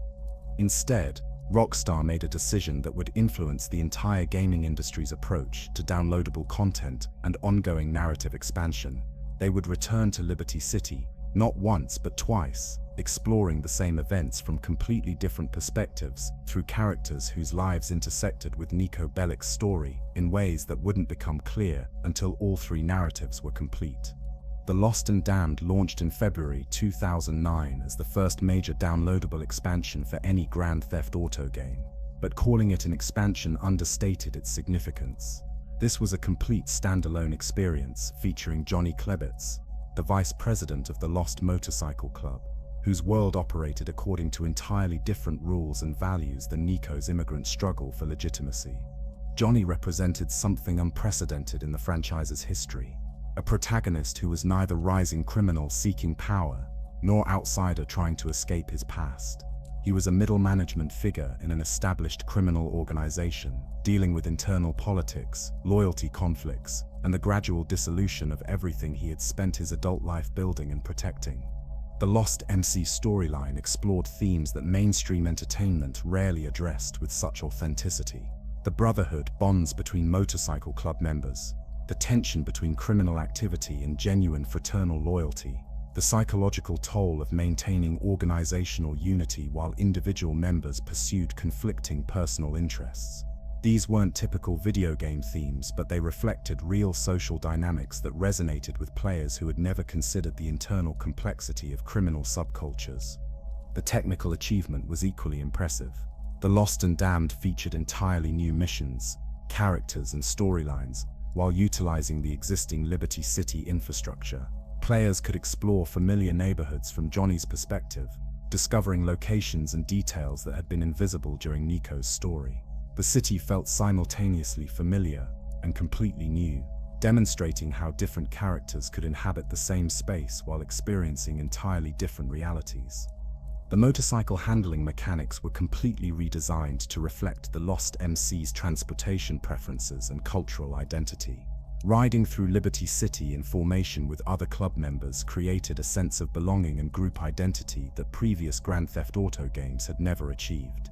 The Brotherhood wasn't just narrative theme but actual gameplay experience that made players feel like genuine members of the Lost MC community. The voice acting maintained the high standards established by the main game, while introducing distinctly different character types and dialogue styles. Scott Hill's performance as Johnny captured the weariness and loyalty conflicts of someone caught between personal integrity and organizational survival. The supporting cast included authentic motorcycle culture voices that brought credibility to the subcultural portrayal. But the most innovative aspect was the narrative intersection design. Events from Niko's story appeared in The Lost and Damned from Johnny's perspective, revealing additional context and motivation that recontextualized the main game's plot progression. Players who had completed both stories gained a deeper understanding of Liberty City's criminal ecosystem and the complex relationships between different organizational factions. The Ballad of Gay Tony followed in October 2009, completing Rockstar's experiment in multiple perspective storytelling. Luis Lopez worked as bodyguard and business partner for Anthony Gay Tony, Prince, Liberty City's most successful nightclub entrepreneur, and a figure whose lifestyle and business interests operated in completely different social circles than either Niko or Johnny had encountered. Luis's story explored yet another dimension of Liberty City's social stratification: the wealthy celebrity culture, the underground nightclub scene, the intersection between legitimate entertainment business and criminal financing. These elements had been visible but peripheral in previous narratives. Now they became central to understanding how Liberty City's economy and social hierarchy actually functioned. The mission design reflected this shift toward high society criminal activity. Instead of street-level gang conflicts or working-class survival challenges, Lewis dealt with financial schemes, celebrity protection, and maintaining Tony's business relationships with both legitimate investors and criminal partners. The scope and scale of criminal activity was larger but often less immediately violent than previous protagonists had experienced. The technical innovations pushed Liberty City's capabilities even further. The nightclub environments featured dynamic lighting, crowd simulation, and audio design that created convincing party atmospheres. The skydiving and helicopter sequences introduced new gameplay mechanics that expanded the franchise's action vocabulary beyond street-level criminal activity.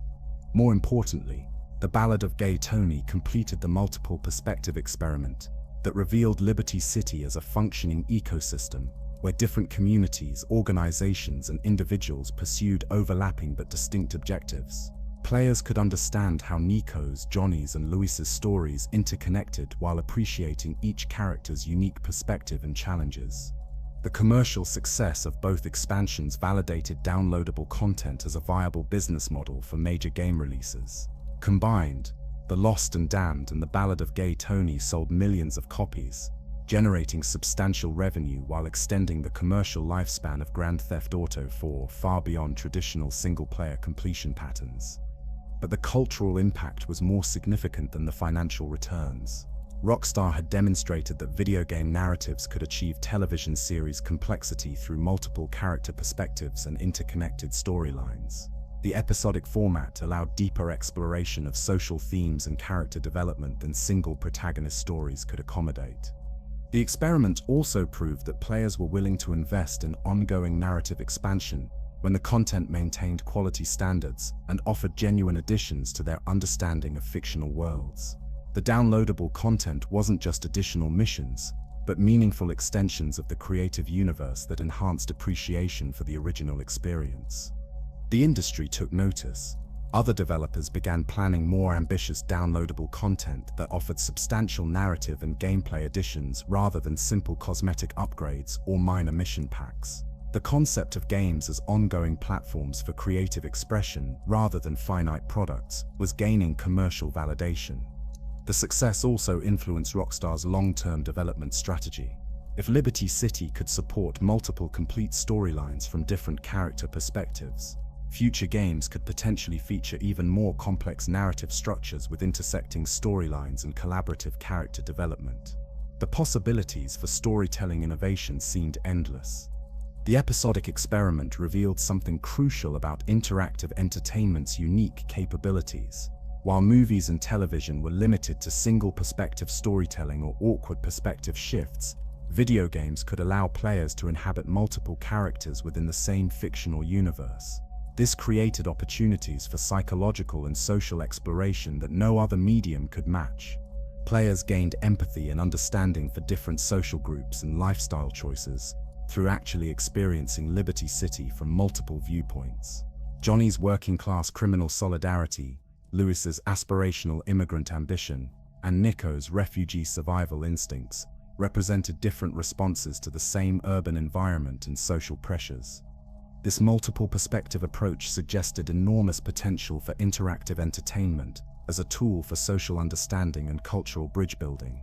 If games could help players develop genuine empathy for different communities and lifestyle choices, they could potentially contribute to reducing social division and increasing mutual understanding between different groups. The foundation was established for even more ambitious narrative experimentation. The next phase would explore whether multiple protagonists could be integrated into single coherent storylines rather than separate intersecting narratives. The possibilities for character development, social commentary, and emotional engagement seemed to expand exponentially with each successful innovation. The episodic experiment had proven that Liberty City was more than a setting for criminal stories. It was a functioning virtual society complex enough to support multiple complete narratives that enhanced rather than competed with each other. The future belonged to virtual worlds sophisticated enough to sustain entire fictional civilizations with their own histories, cultures, and ongoing development. Between the completion of Grand Theft Auto 4's episodic expansions and the eventual release of Grand Theft Auto 4, something extraordinary was happening behind closed doors at Rockstar Games that would fundamentally reshape not just their own creative approach, but the entire entertainment industry's understanding of what interactive media could accomplish.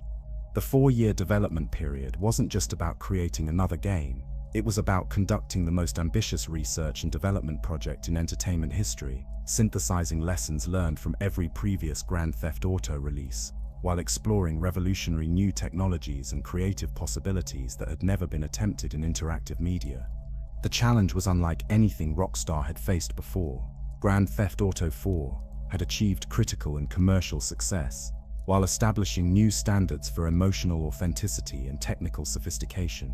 But it had also revealed limitations in scope and player freedom that needed to be addressed without sacrificing the psychological depth and narrative complexity that had elevated the medium into serious artistic territory.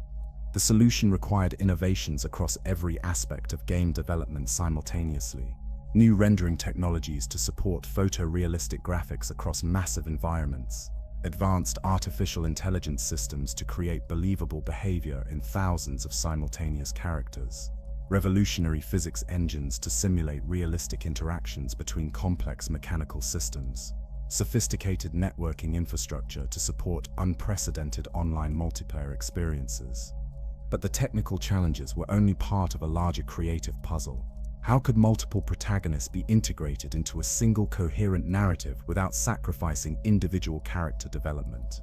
How could player freedom be expanded without undermining narrative structure and emotional engagement? How could the scope be increased dramatically while maintaining the attention to detail that made Rockstar's virtual worlds feel authentically alive? The development team was simultaneously working on Red Dead Redemption, which became a crucial testing ground for innovations that would eventually appear in Grand Theft Auto 5. The Western setting allowed experimentation with open-world design principles, character relationship systems, and atmospheric storytelling techniques without the pressure of meeting Grand Theft Auto franchise expectations. Red Dead Redemption's success in 2010 validated many of the creative and technical approaches that Rockstar was developing for their next Grand Theft Auto project. The emotional authenticity of John Marston's character development, the seamless integration of narrative missions with open-world exploration, the sophisticated weather and lighting systems that created cinematic visual experiences. All of these innovations were being refined for application to modern urban criminal storytelling.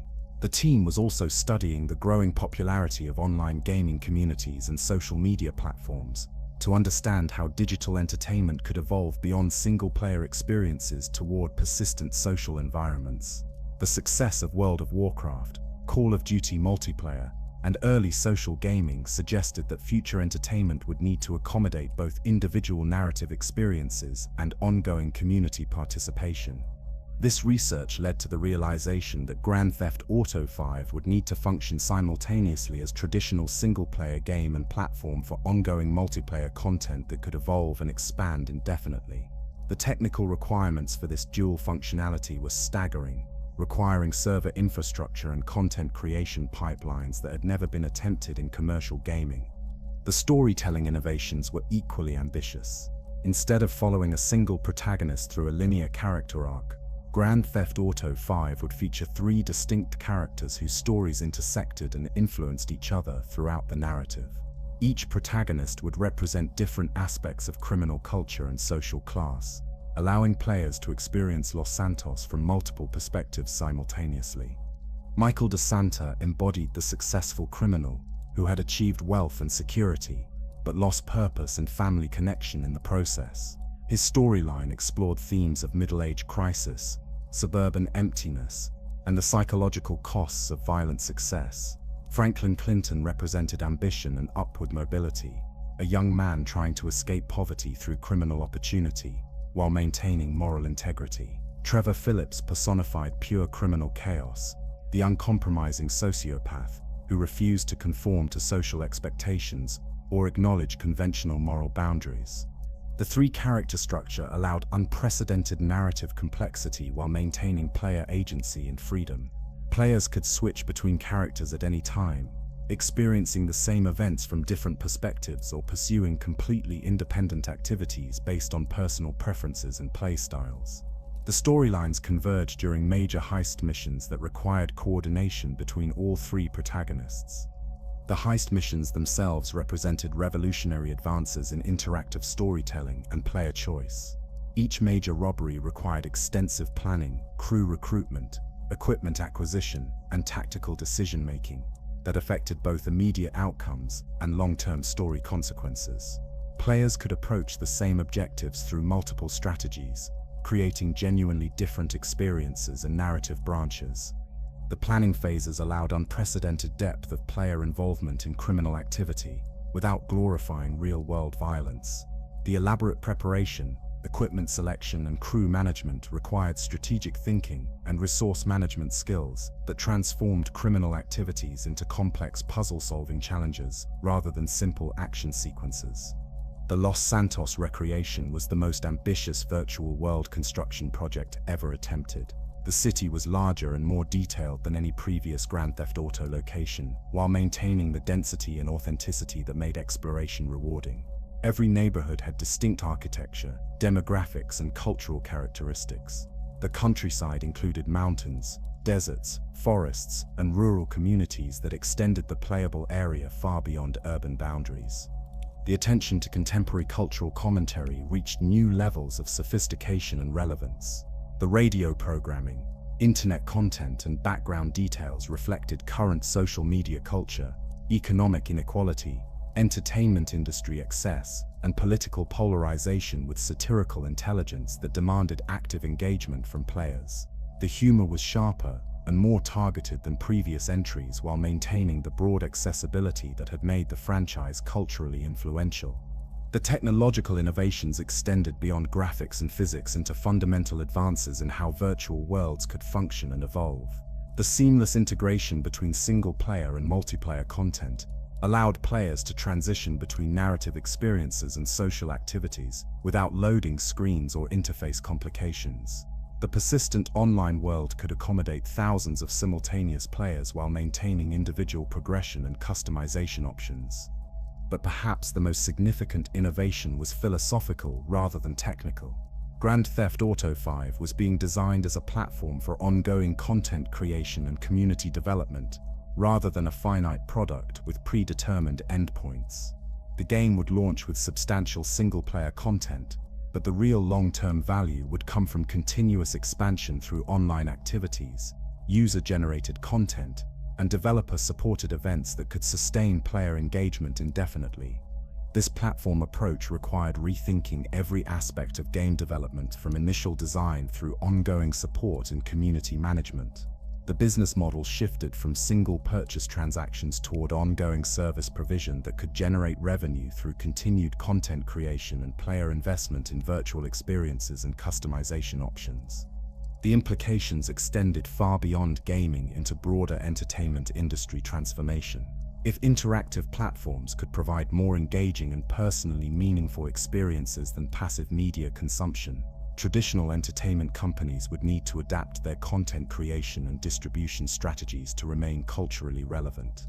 The 4-year development period was ultimately about positioning Grand Theft Auto 5, not just as the next entry in a successful franchise, but as the foundation for an entirely new form of entertainment that could evolve and expand continuously, while maintaining emotional authenticity and cultural significance. The ambition was staggering, the technical challenges were unprecedented, and the potential impact on human entertainment and social interaction was revolutionary. Everything was building toward a release that would either validate this extraordinary vision or demonstrate the limitations of current technology and creative capabilities. The stakes couldn't have been higher for Rockstar Games, the gaming industry, and the future of interactive entertainment itself.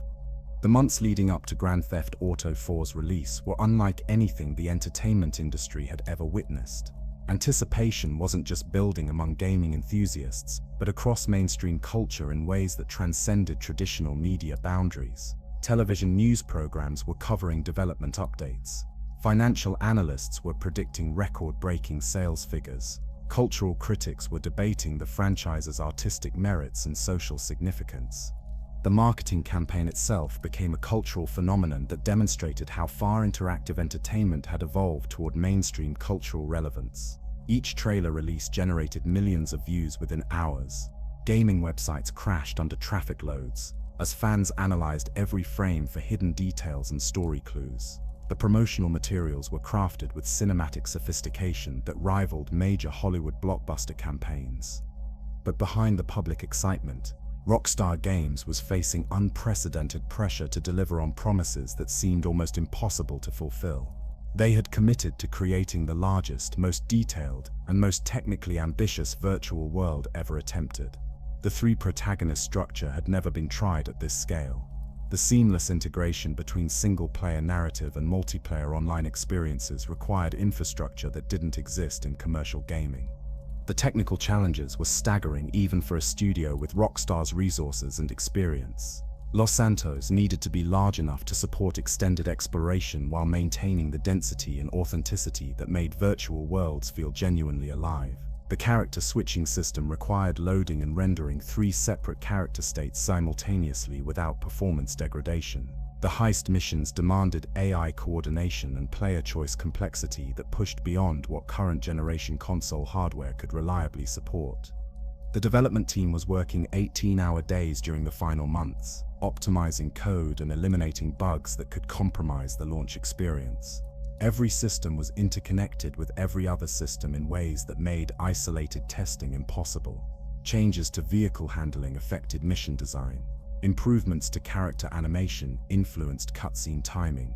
Network optimization impacted single-player performance. Meanwhile, the gaming industry was watching with intense interest and more than a little anxiety. Grand Theft Auto V's success or failure would influence investment decisions, creative directions, and technical standards across the entire medium for years to come. If Rockstar could deliver on their ambitious promises, it would validate the enormous budgets and extended development cycles required for truly innovative interactive entertainment. The pre-release reviews began appearing in early September 2013, and the critical response was immediate and overwhelming.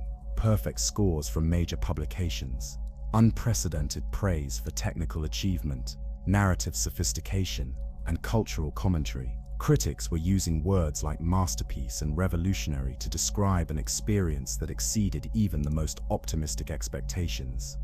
But the real test would come from players themselves. The gaming community had been following development for years, analyzing every detail, and forming expectations that might be impossible to satisfy. The franchise's cultural significance meant that disappointment could generate backlash that would damage not just Rockstar's reputation, but the entire medium's credibility as legitimate artistic expression. The global release strategy reflected the project's unprecedented scale and ambition.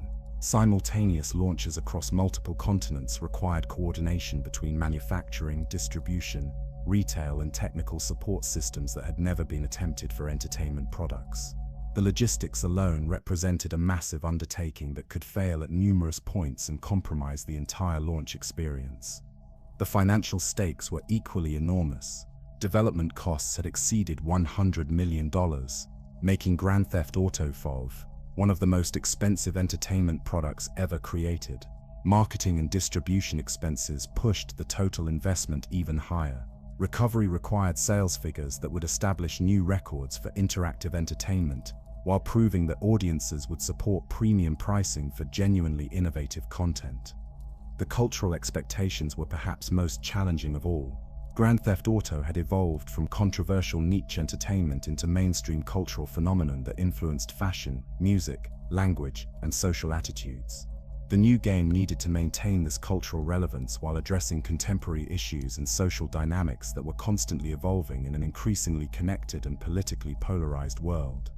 The three-protagonist structure represented unprecedented creative risk that could either revolutionize interactive storytelling or fragment the narrative experience beyond coherence. Players needed to develop emotional connections with multiple characters while maintaining investment in an overarching story that served all three equally. The character switching mechanics had to feel natural and meaningful rather than gimmicky or disruptive. The online component added another layer of complexity and risk. Grand Theft Auto Online was designed to support thousands of simultaneous players in persistent shared environments with ongoing content updates and community events. The server infrastructure required to support this vision had never been tested at commercial scale. Technical failures during launch could undermine the entire project's long-term viability. The social commentary and satirical content faced challenges that previous games hadn't encountered.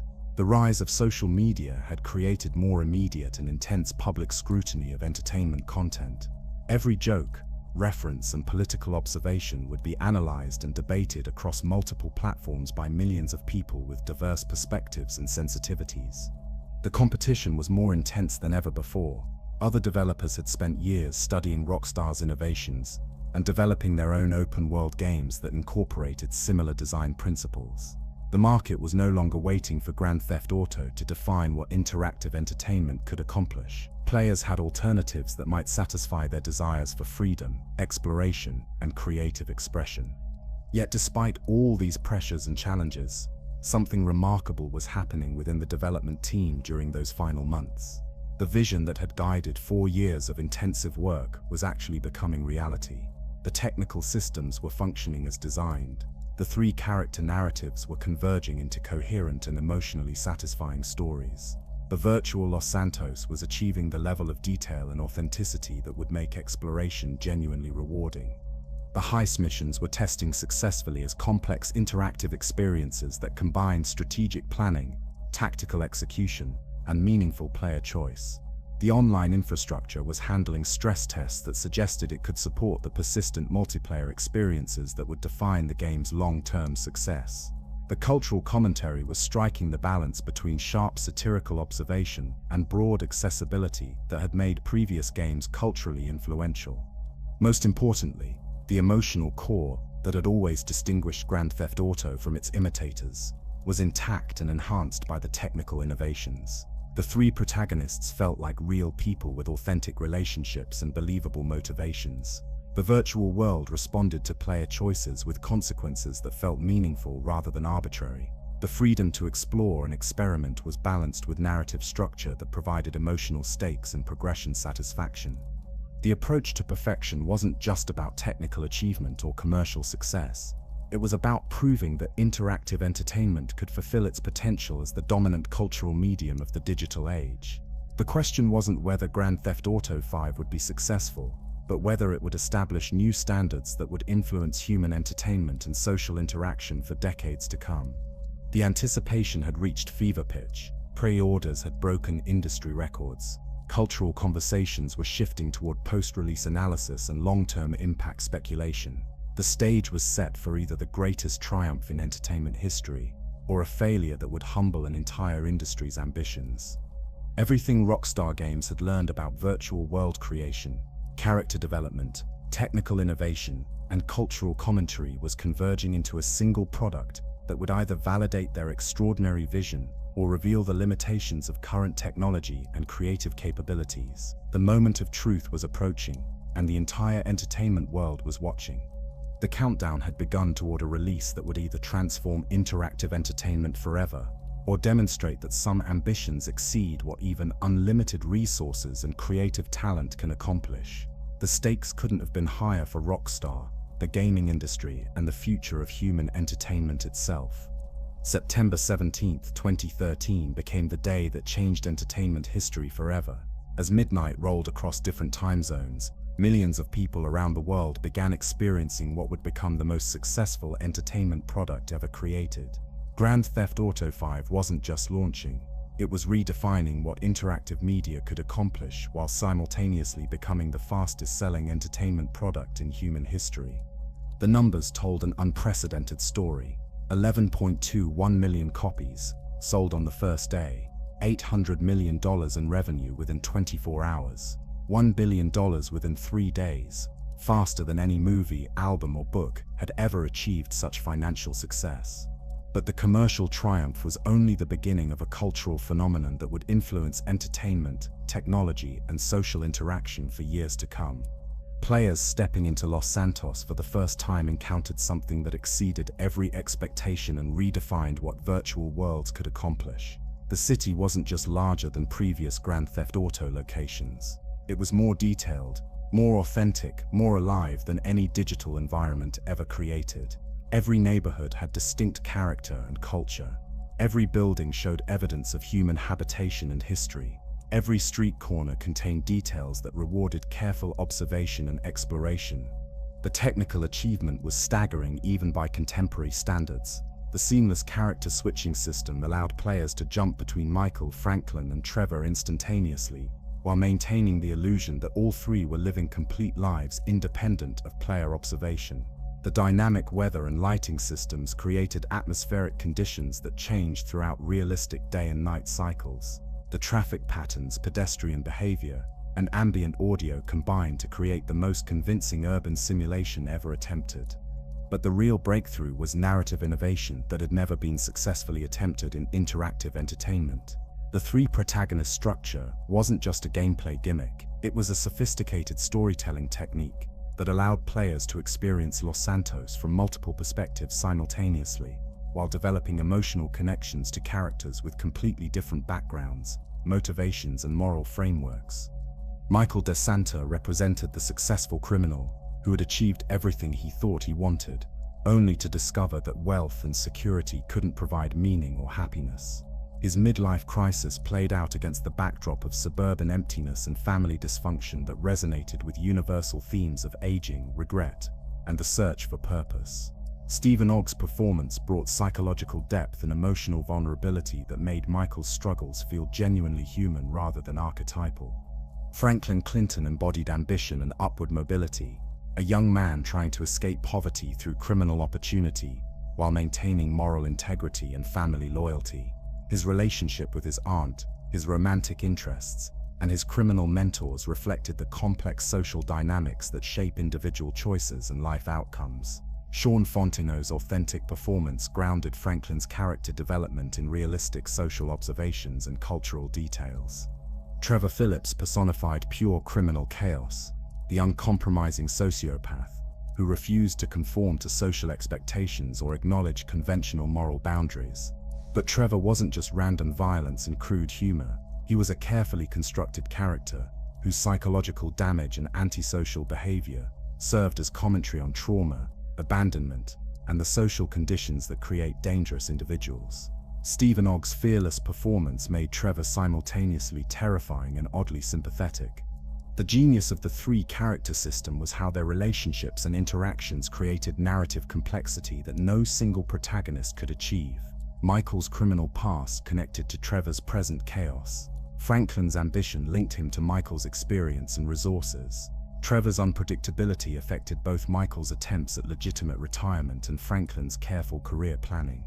Every mission and story development served multiple character arcs simultaneously. The heist missions represented revolutionary advances in interactive storytelling and player agency. Each major robbery required extensive planning phases where players selected crew members, acquired equipment, and chose strategic approaches that would affect both immediate outcomes and long-term story consequences. The preparation wasn't just busy work but meaningful decision-making that created genuine investment in mission success and character safety. The planning interface allowed unprecedented depth of player involvement in criminal activities without glorifying real-world violence. The elaborate preparation, equipment selection, and crew management required strategic thinking and resource management skills that transformed criminal activities into complex puzzle-solving challenges. Players had to consider multiple variables, including crew skill levels, equipment costs, approach methods, and escape routes. Each heist could be approached through multiple strategies that created genuinely different experiences and narrative outcomes. The stealth approach required patience and coordination, but offered higher success probability and lower crew casualties. The aggressive approach provided immediate action satisfaction, but increased risks and reduced profit margins. The smart approach balanced preparation time against potential rewards while demanding creative problem-solving. The cultural commentary reached new levels of sophistication and contemporary relevance. The radio programming, internet content, and environmental details reflected current social media culture, economic inequality, entertainment industry excess, and political polarization with satirical intelligence that demanded active engagement from players. The humor was sharper and more targeted than previous entries, while maintaining the broad accessibility that had made the franchise culturally influential. The satire addressed contemporary issues including surveillance culture, celebrity obsession, financial inequality, political corruption, and social media narcissism with observational accuracy that rivaled the best satirical television programming. The fictional websites, radio shows, and background conversations created a comprehensive critique of modern American culture that was both hilarious and genuinely insightful. But perhaps most remarkably, Grand Theft Auto V managed to balance this sophisticated social commentary with unprecedented player freedom and emergent gameplay possibilities. The virtual world was responsive enough to support countless hours of self-directed entertainment, while maintaining narrative coherence and emotional engagement.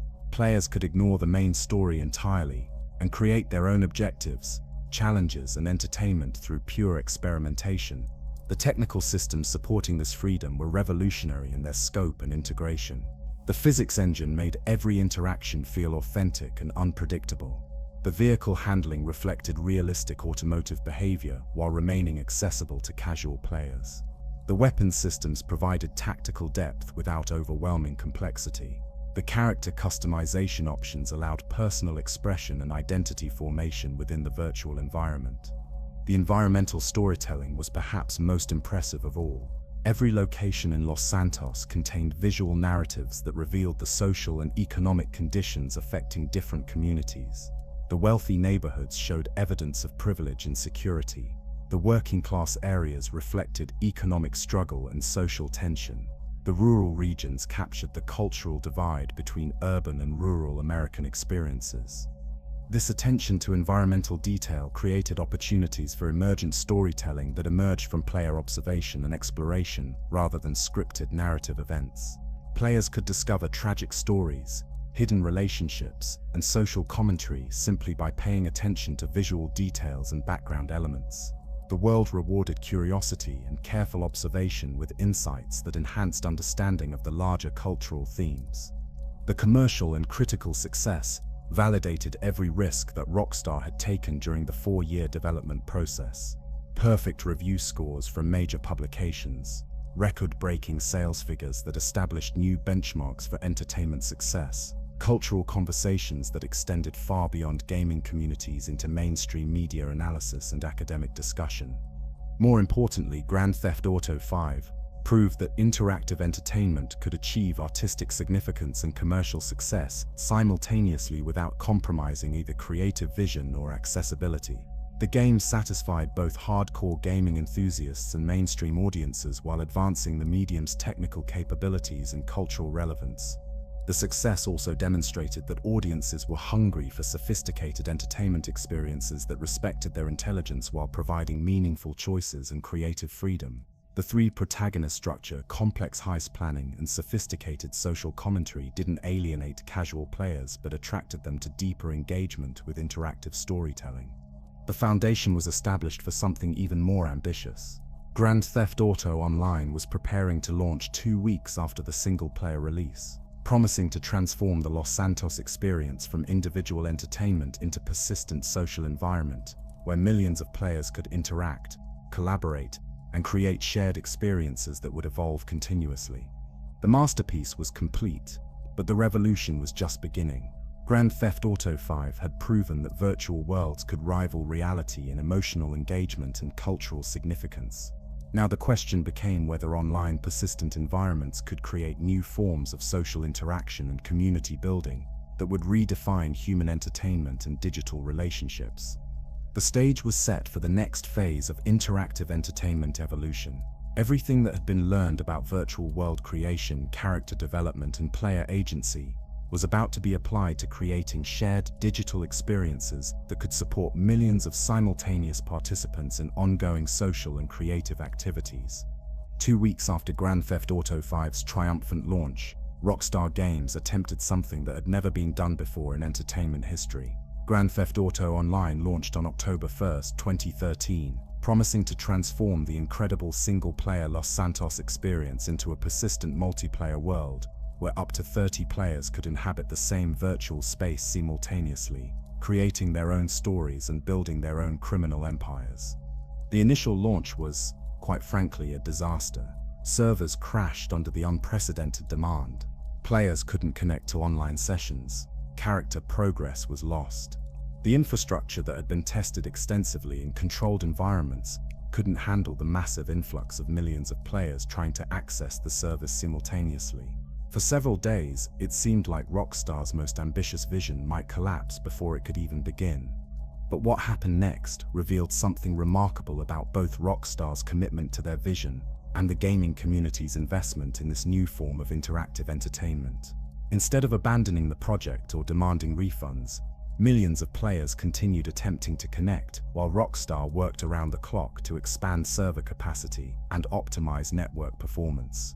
The demand was so intense and persistent that it validated the concept even while the technical execution was failing.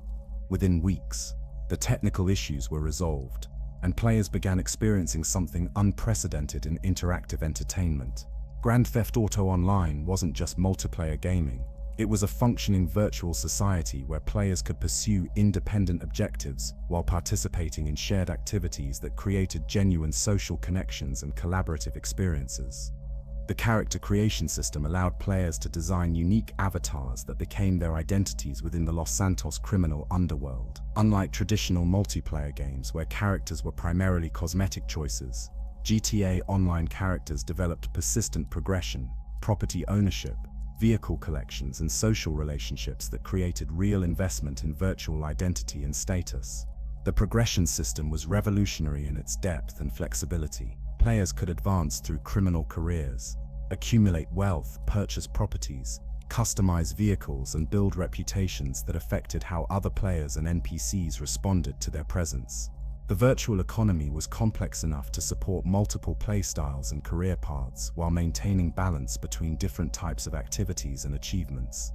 The heist system adapted the single-player planning mechanics to cooperative multiplayer experiences that required genuine teamwork and coordination between players. Four-player heists demanded role specialization, communication, and strategic planning that created social bonds and shared memories comparable to real-world collaborative achievements. Success required trust between players who might be complete strangers before the mission began. The ongoing content updates transformed GTA Online from a game into a platform for continuous entertainment expansion. Every few months, Rockstar released major content additions that included new missions, vehicles, properties, gameplay mechanics, and storylines that kept the experience fresh and evolving. The regular updates created anticipation and community engagement that sustained player populations far beyond traditional game life cycles. The business model was equally revolutionary.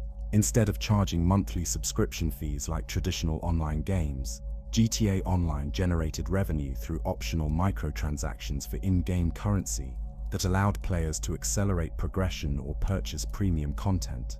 This approach made the ongoing experience accessible to everyone, while providing sustainable funding for continuous development and server maintenance. The cultural impact was immediate and profound. GTA Online communities developed their own social hierarchies, traditions, and creative expressions that extended far beyond the programmed game mechanics. Players organized elaborate roleplay scenarios, competitive events, and collaborative projects that created rich social experiences within the virtual environment. YouTube and Twitch streaming communities emerged around GTA Online content, with players creating elaborate machinima films, comedy sketches, and competitive racing events that attracted millions of viewers. The game became not just entertainment, but a platform for content creation and social media engagement that influenced broader internet culture. The virtual economy began reflecting real-world economic principles and social dynamics. Property values fluctuated based on location and player demand. Business investments generated passive income that affected long-term progression strategies. The criminal marketplace responded to supply and demand forces that created legitimate economic complexity within the fictional framework. More significantly, the social dynamics that emerged within GTA Online revealed important insights about human behavior in virtual environments. Players developed genuine friendships, business partnerships, and romantic relationships through shared virtual experiences.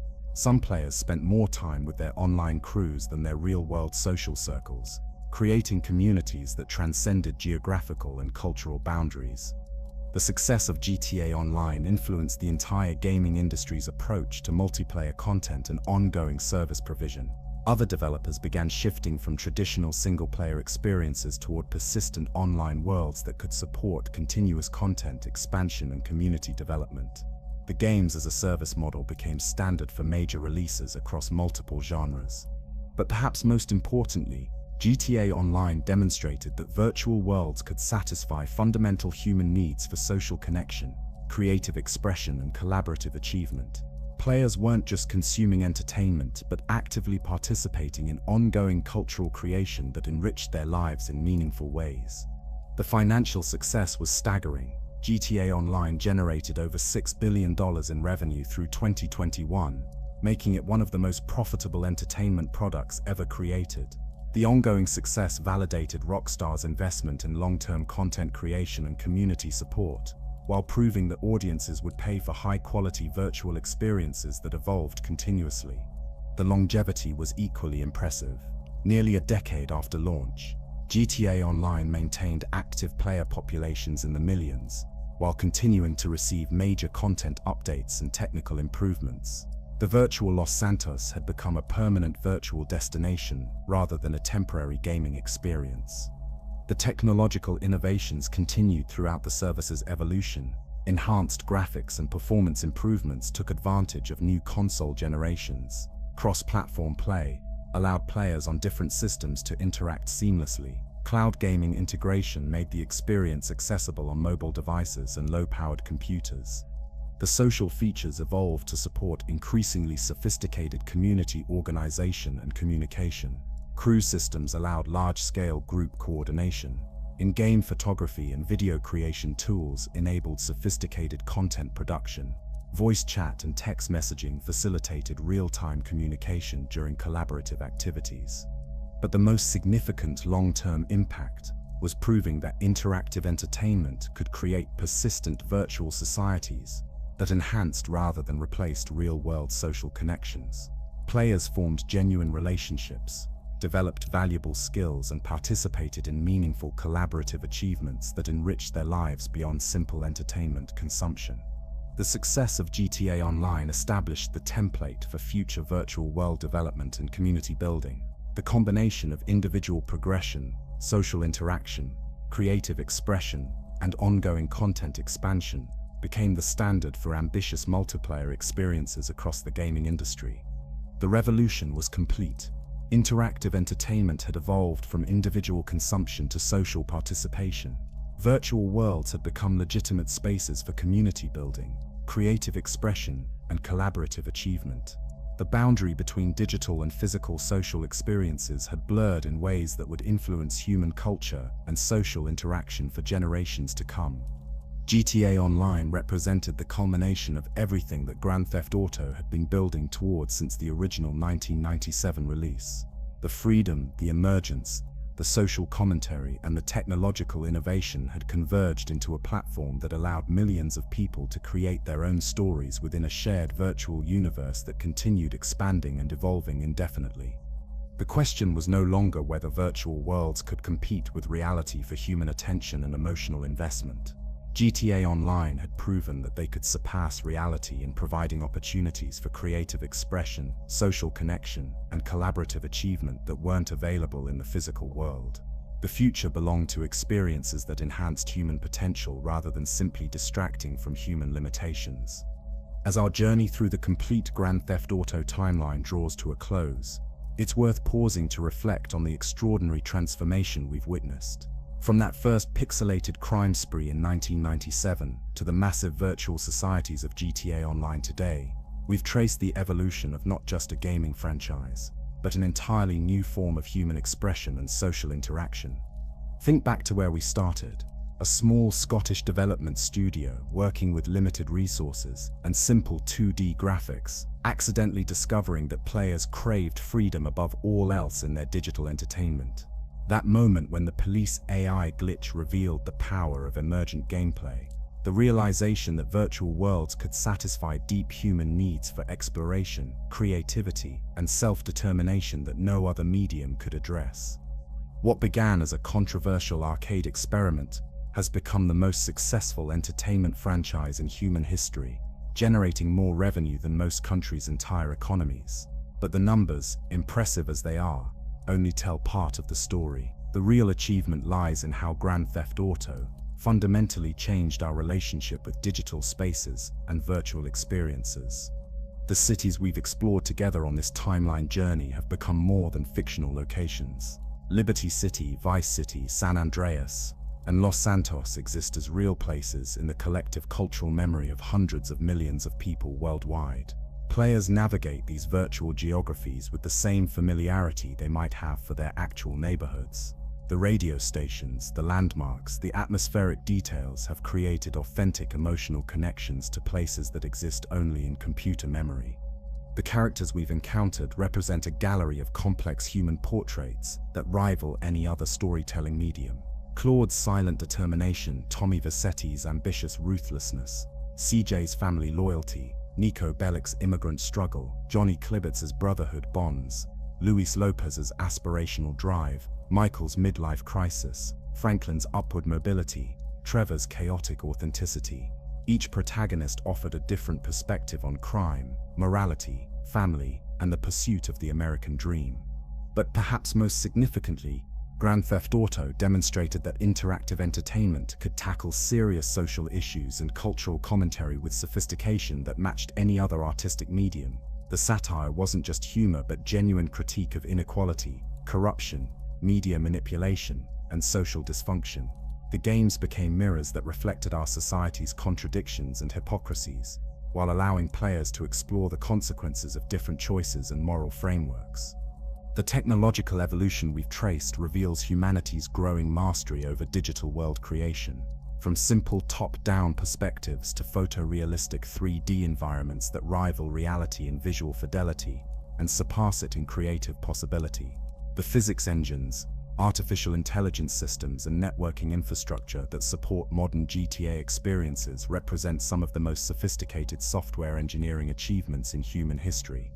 Yet technology was always servant to vision rather than master of it. Each innovation served the larger goal of creating virtual experiences that felt authentic, meaningful, and emotionally engaging. The graphics improvements enabled better storytelling. The physics advances supported more realistic player agency. The networking capabilities facilitated genuine social connections between people separated by geography, but united by shared virtual experiences. The cultural impact extends far beyond gaming into broader influence on music, fashion, language, and social attitudes. Grand Theft Auto introduced millions of people to different musical genres, historical periods, and cultural perspectives. The soundtrack curation became a form of cultural education. The period recreations served as interactive museums that made history immediate and personal rather than distant and abstract. The franchise also proved that controversy and artistic merit weren't mutually exclusive. The violence and criminal themes that generated media criticism and political scrutiny were integral to exploring complex moral questions about justice, loyalty, survival, and the social conditions that create both crime and legitimate opportunity. The mature themes demanded mature engagement from players who were treated as intelligent participants rather than passive consumers. The online revolution represents perhaps the most significant achievement of all. Grand Theft Auto Online created persistent virtual societies, where millions of people gather regularly to collaborate, compete, and create shared experiences that enhance their lives in meaningful ways. These aren't escapes from reality, but extensions of it that provide opportunities for creative expression and social connection that the physical world often can't accommodate. The business model innovation proved that entertainment could evolve beyond single purchase transactions toward ongoing service relationships that benefit both creators and audiences. The continuous content expansion keeps virtual worlds fresh and evolving, while providing sustainable funding for ongoing development and community support. Players receive years of entertainment value, while developers can pursue increasingly ambitious creative visions. Looking toward the future, Grand Theft Auto has established the foundation for even more revolutionary developments in virtual world creation and digital social interaction. The principles of player freedom, emergent gameplay, Authentic world simulation and meaningful choice that define the franchise from its earliest days continue to influence developers across the gaming industry and beyond. The lessons learned about creating compelling virtual societies will inform the development of metaverse platforms, virtual reality experiences, and augmented reality applications that will reshape how humans interact with digital information and each other. The attention to cultural authenticity and social commentary provides templates for using interactive media to explore complex social issues and promote understanding between different communities. The technical innovations continue advancing toward virtual worlds that are indistinguishable from reality and visual fidelity, while surpassing it in creative possibility and social connection. The artificial intelligence systems are evolving toward truly believable virtual characters that can engage in meaningful relationships with human players. The networking infrastructure is expanding to support increasingly large and complex virtual societies. But perhaps most importantly, Grand Theft Auto proved that human creativity and imagination are the most valuable resources for creating meaningful digital experiences. All the technology and financial investment in the world can't substitute for the vision, passion, and artistic integrity that transforms simple software into cultural phenomena that influence millions of lives across multiple generations. The complete timeline reveals a pattern of continuous innovation driven by deep understanding of human psychology and social dynamics. Each game built upon previous achievements while exploring new possibilities for player agency, narrative sophistication, and cultural commentary. The evolution wasn't random but purposeful, guided by consistent principles that prioritize player freedom and authentic experience above commercial convenience or technical limitations. As we conclude this exploration of gaming history's most influential franchise, it's clear that Grand Theft Auto represents more than entertainment success. It's evidence of interactive media's potential to create virtual experiences that enhance human creativity, facilitate social connection, and provide platforms for meaningful cultural expression. The story continues evolving as new generations of players discover these virtual worlds and add their own contributions to the ongoing cultural conversation. Each player who steps into Liberty City, Vice City, San Andreas, or Los Santos becomes part of a larger narrative about human freedom, creative expression, and the endless possibilities that emerge when technology serves imagination rather than constraining it. The eternal cycle continues. New players discover the joy of virtual freedom. New stories emerge from the intersection of player creativity and responsive virtual systems. New communities form around shared virtual experiences that transcend geographical and cultural boundaries. Thank you for joining me on this journey through the complete Grand Theft Auto timeline. If this exploration of gaming history has enriched your understanding of how interactive entertainment evolved into one of our most important cultural mediums, consider subscribing for more deep dives into the stories that shaped our digital world. The road ahead promises even greater adventures in virtual spaces yet to be explored.